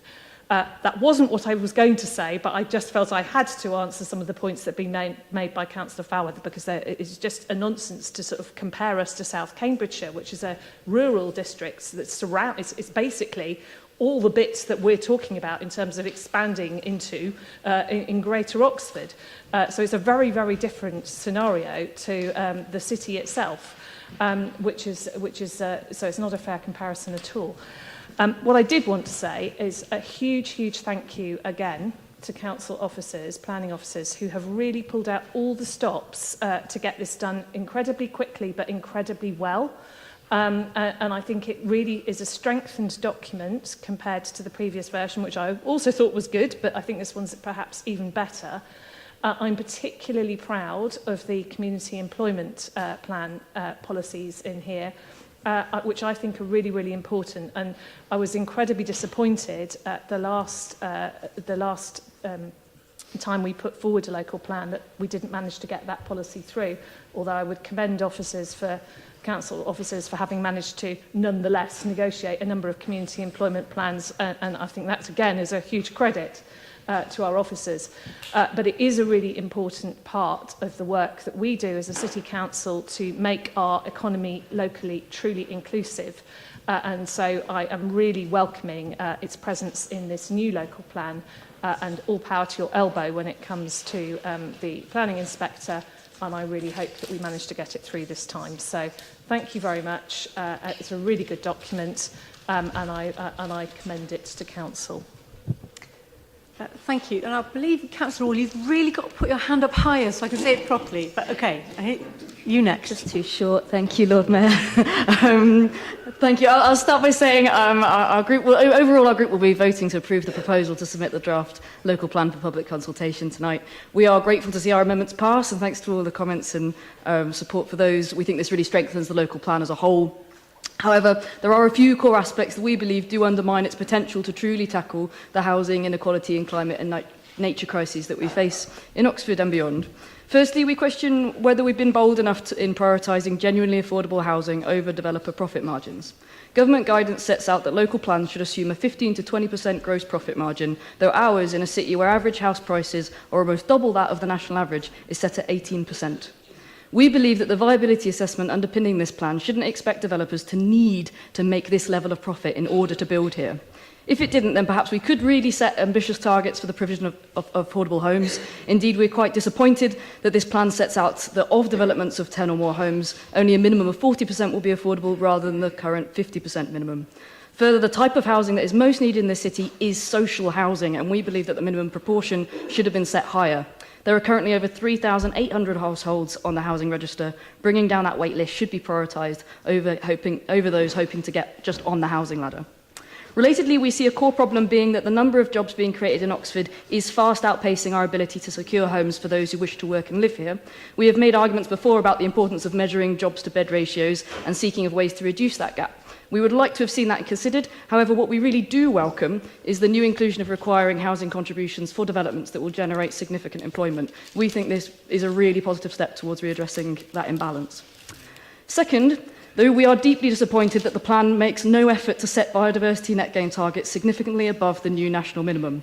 Natural England highlighted that the UK is one of the most nature-depleted countries in the world. For Oxford to play a part in redressing this deficit, we should be aiming higher, for 20% net gain, as many other councils have done. These councils demonstrated the need for higher targets based on evidence that highlighted the presence of rich and diverse ecosystems, that nature declines in the area are significant, that the area is expected to experience significant development. All these things are also true to Oxford. So the question is, why didn't we build this evidence base, and why don't we make the argument that Oxford should have set higher targets? We feel that these changes could have opened up a range of opportunities for making our city greener and fairer, and we hope that these contributions are considered in future iterations of planning policy to come. Overall, however, though we appreciate the importance of having this local plan that can help us move beyond tired, outdated policies, and we welcome many, many of the improvements. So we'll therefore be voting in support of the plan for moving it forward to public consultation. Thank you. OK, any more before I go back to Councillor Hollingsworth? No. Excellent. OK, Councillor Hollingsworth. I think this is it, isn't it? You won't hear from me again, which I imagine most people will be relieved about. Thank you for all contributions to the debates, contributions from the officers, contributions from all councillors. It's been very interesting and I hope positive and engaging. Just to touch on a couple of things. Councillor Smoten and I are basically in exactly the same position, except I think that the policies which are proposed achieve exactly what he and I want around density. Policy HD2, I have to choose these words ever so carefully. We are pushing the outer edge of the envelope on this compared to national government guidance, and rightly so, because of the issues around density. And I will come on to some of the issues around our ability to meet our housing need through sites. And of course, it is exactly the kind of sites you are talking about, which are the potential way of meeting our number, which we need to take into account. But you are quite right, and you have heard me say this, as the Planning Committee have when we've had decisions on this, that the low density developments, which are very prone, if they're from the 1920s and 1930s, and indeed some later developments, it's just not acceptable for an urban development to be that low density, and we need to do more. And I think policy HD2 does. So while I'm finishing, I would urge you to read it and then vote in favour of the local plan. On the notion of affordable housing, I was trying to work out exactly what data you were looking at, and I think you were looking at the number of council houses. Well, of course, that goes up if new ones are built and acquired by the council, and it goes down if they're acquired by the tenant through right to buy. Frankly, we're doing very well to stay still on our affordable housing within the HRA. But the bigger issue is the one that Councillor Brown made, which is that we have a policy which says currently 50%, regrettably for good reason, which I shall come on to, it will fall to 40% of the site should be affordable housing, but it only applies if the site has 10 or more units.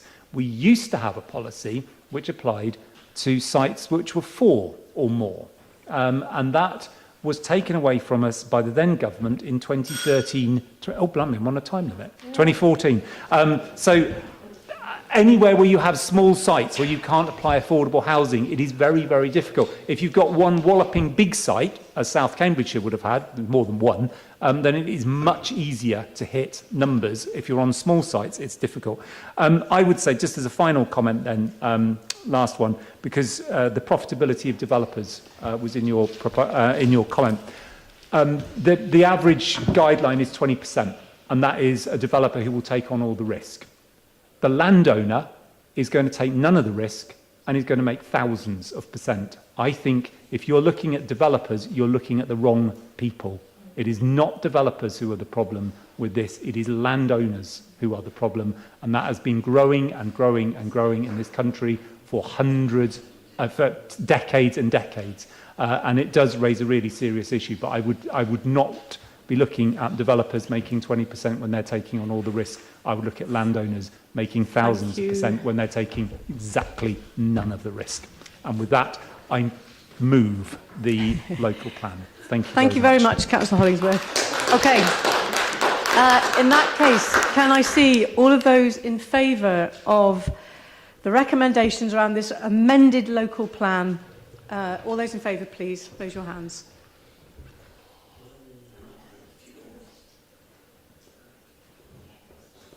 Thank you. Okay, all of those against? And any abstentions? Okay, that's very clearly passed. Thank you. Okay. Thank God. Okay. I think you can go now. Please feel free to go home. Yeah.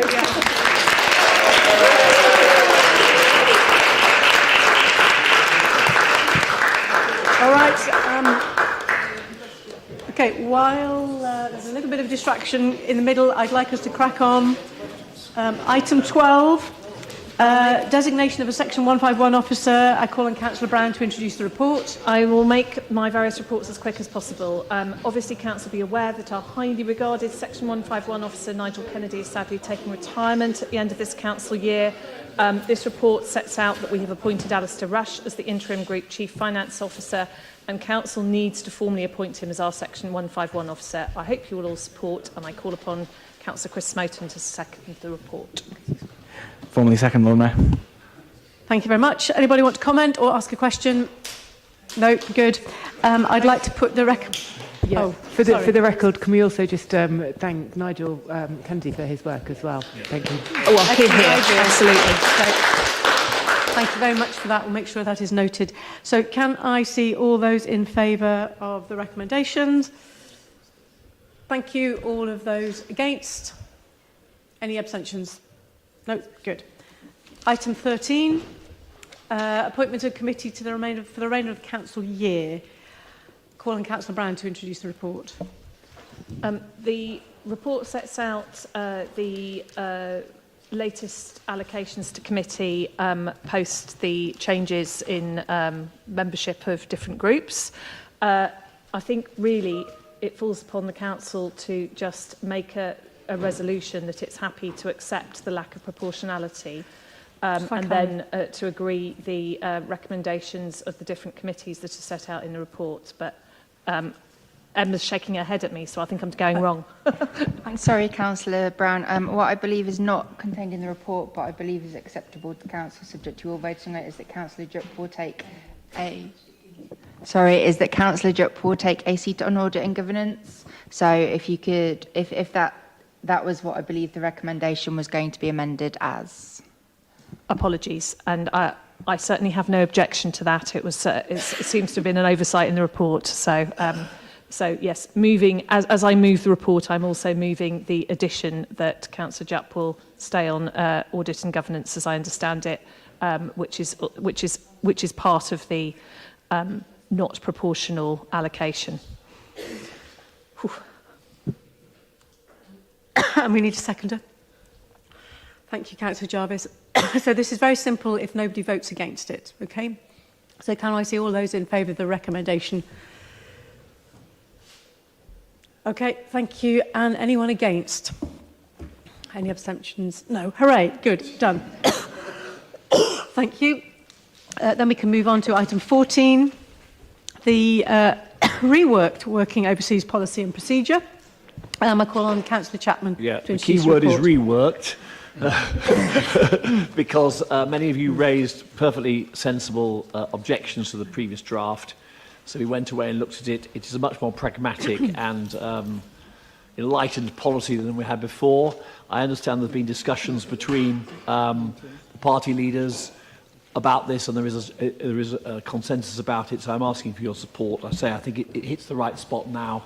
We do need to have a policy about this. We can't have a vacuum here. So I really do urge for your support tonight. Thank you. Thank you very much. Calling on, I think, Councillor Brown to second it. Formally second, Lord Mayor.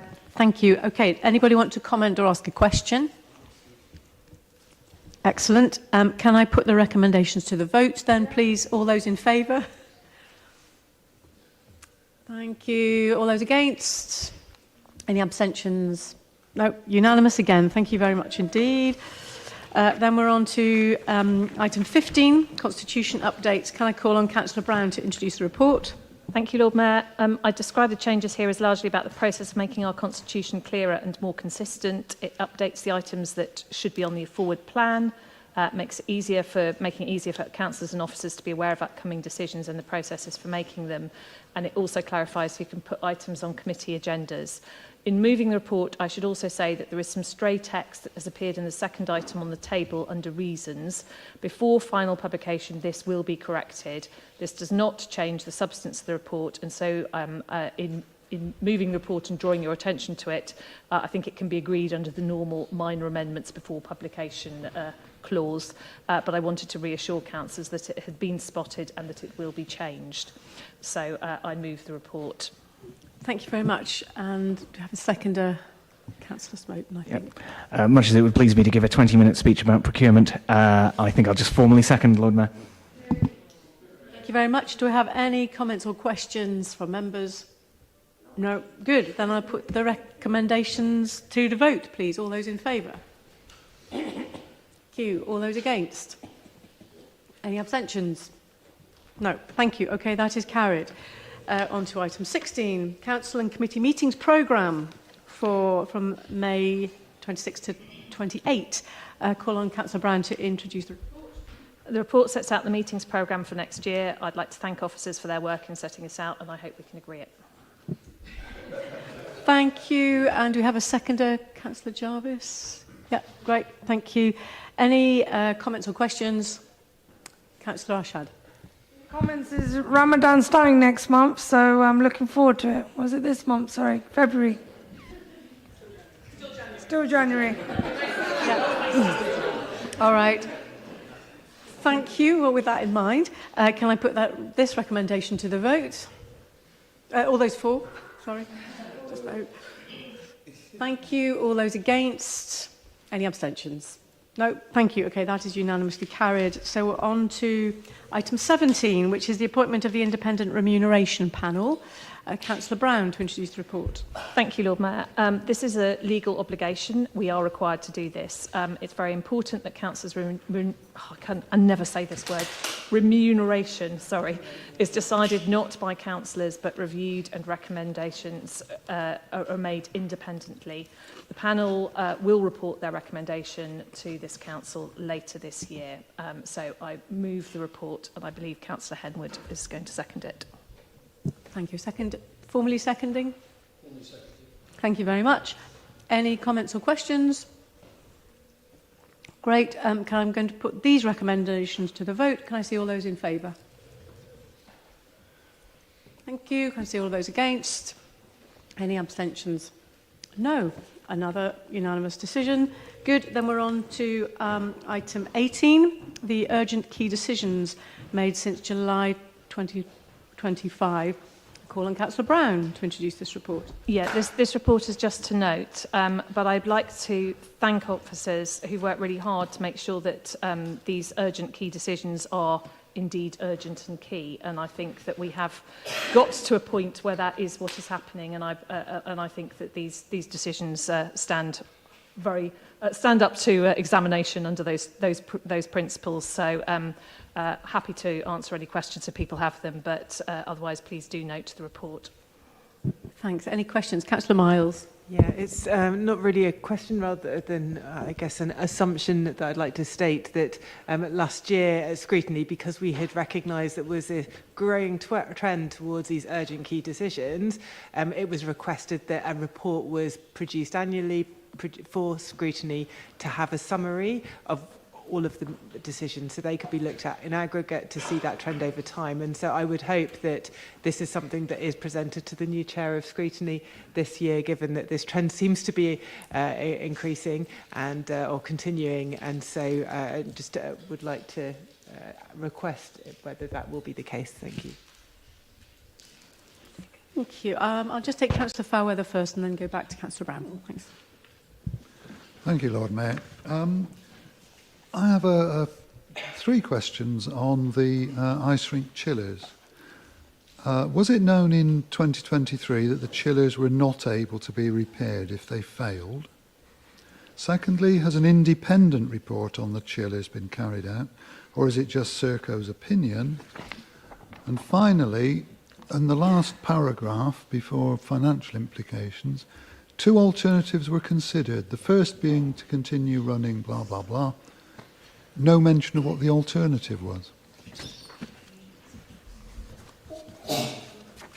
Back to you, Councillor Brown, and bearing in mind written answers are acceptable. Yeah, exactly. I'm sorry, it took me a while to actually understand what Councillor Fairweather was talking about, because I couldn't hear what you were saying, but so I understand you're now asking questions about the chillers.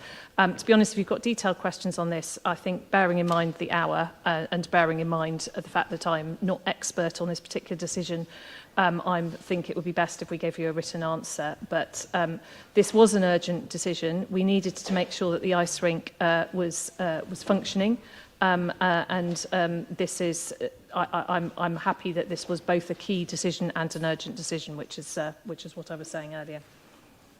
And sorry, in terms of the scrutiny report, I think that's something that we will work on. But I don't think we ever made the promise to scrutiny that we wouldn't be making urgent and key decisions. My concern, and I shared the concern of scrutiny committee, was that some of the decisions that were coming to us as urgent and key decisions were coming because they hadn't been planned as well as they should have been.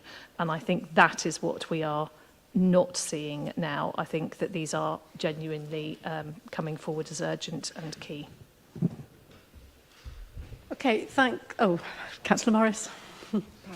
Powell, sorry. That's okay. Just very briefly, as Chair of Scrutiny, to confirm that the last few decisions have genuinely felt like they have been urgent and key, and I do see a change from the trend we'd noticed previously. So if it's reassurance, I would agree with that.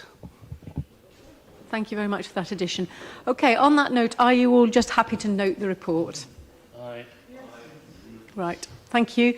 We're then moving on to item 19, question on cabinet minutes, where we've got a maximum of 15 minutes for 3 different meetings worth of minutes. So, anyone want to comment or ask questions on the meetings from the special meeting on the 4th of December? It was about the devolution decision. No. Good. Any comments or questions on the minutes from the 10th of December? No comments or questions on the minutes from the 21st of January? No. Excellent. Thank you very much. Then we will move on to item number 20, which is questions on notice. There's a reasonable number, but not as many as there have been. So we've got 26 questions to get through. This is the last item. So this is questions for Councillor Brown. I had not got my next page. Sorry. Councillor Smouten, do you have a supplementary? 2 passes, Lord Mayor.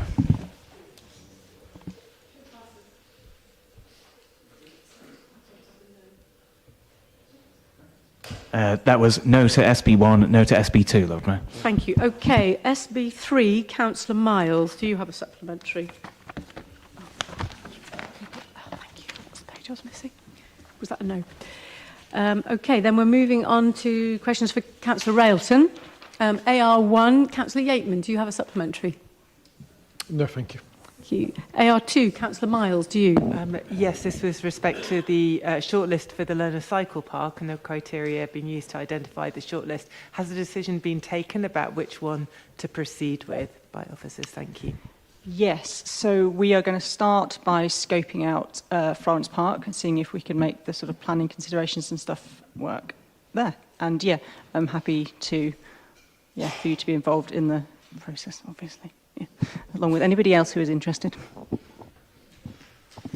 Thank you. AR3, Councillor Powell, do you have a follow-up? No follow-ups for any of my questions here, but thank you very much for the answers. Thank you. AR6, Councillor Robinson, do you have a follow-up? Moving on to questions to Councillor Chapman. NC1, Councillor Yateman, do you have a follow-up? No, it's been covered. Thank you. Great, thank you. NC2, Councillor Miles, do you have a follow-up? NC3, Councillor Powell, do you have a follow-up? Not at this time. I'll pick it up over email, probably given the hour. Appreciated. Thank you. Questions for Councillor Hollingsworth. AH1, Councillor Stairs, do you have a?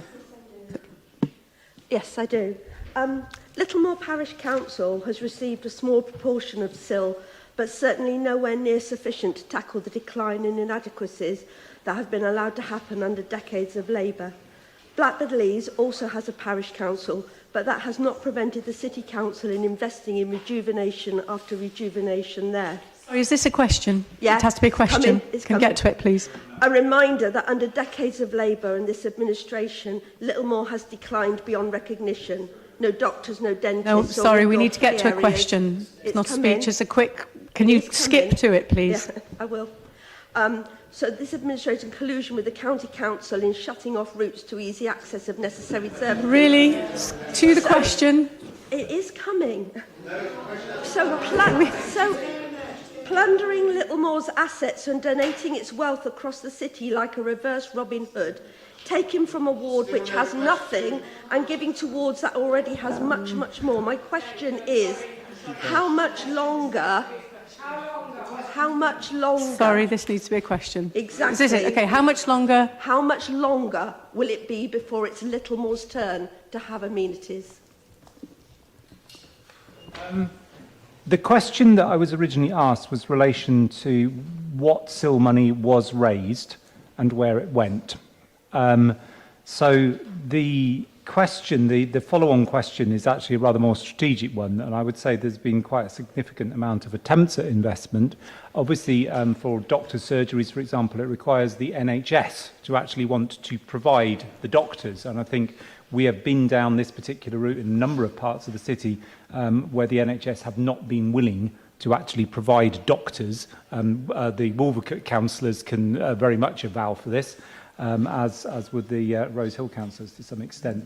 What I would draw attention to is, compared to, I think, our other parish councils, is that Littlemore Parish Council has and will continue to earn a very, very substantial sum of money. I appreciate that there are further plans in the pipeline, but my understanding is that of the £815,968 so far, it's spent roughly 40,000, thus leaving quite a lot, which I'm sure, with your advice, it will be willing to invest. Thank you. Question AH2. Councillor Henwood, do you have a follow-up? Thank you, Chair. Thank you for the response and acknowledging the reduction in city centre car park usage. To be fair, this is not short-term. The congestion charge will be replaced with bus Is this filters. a question? Yes, there is, Chair, and I'm getting to it. Thank you so much for reminding me. Labour does not object to. Will the portfolio holder release the data mentioned in his response? As I said, it's short-term data. I'm not hiding the data. I'm just trying to draw attention to the fact that any transport policy has short-term impacts which change very rapidly. You won't get anything meaningful from it. Well, it depends what you want to do with it, I suppose. You know, you want to pick a particular fact, distort it to your use, then that option is available. But the data will be available. What I would strongly suggest to you, and indeed anyone else, including advocates for the congestion charge, is wait until the data has had time to settle and then draw a sensible and thoughtful conclusion from it. Thank you. Just a reminder, everyone, these are follow-up questions and not an opportunity to make a speech. So, AH3, Councillor Stairs, do you have a follow-up question? No, I don't. Thank you. AH4, Councillor Henwood, do you? No supplementary. Thank you. AH5, Councillor Muddiman. Yes, thank you. I've got questions on AH5 and AH6. With your permission, I'll just go straight through.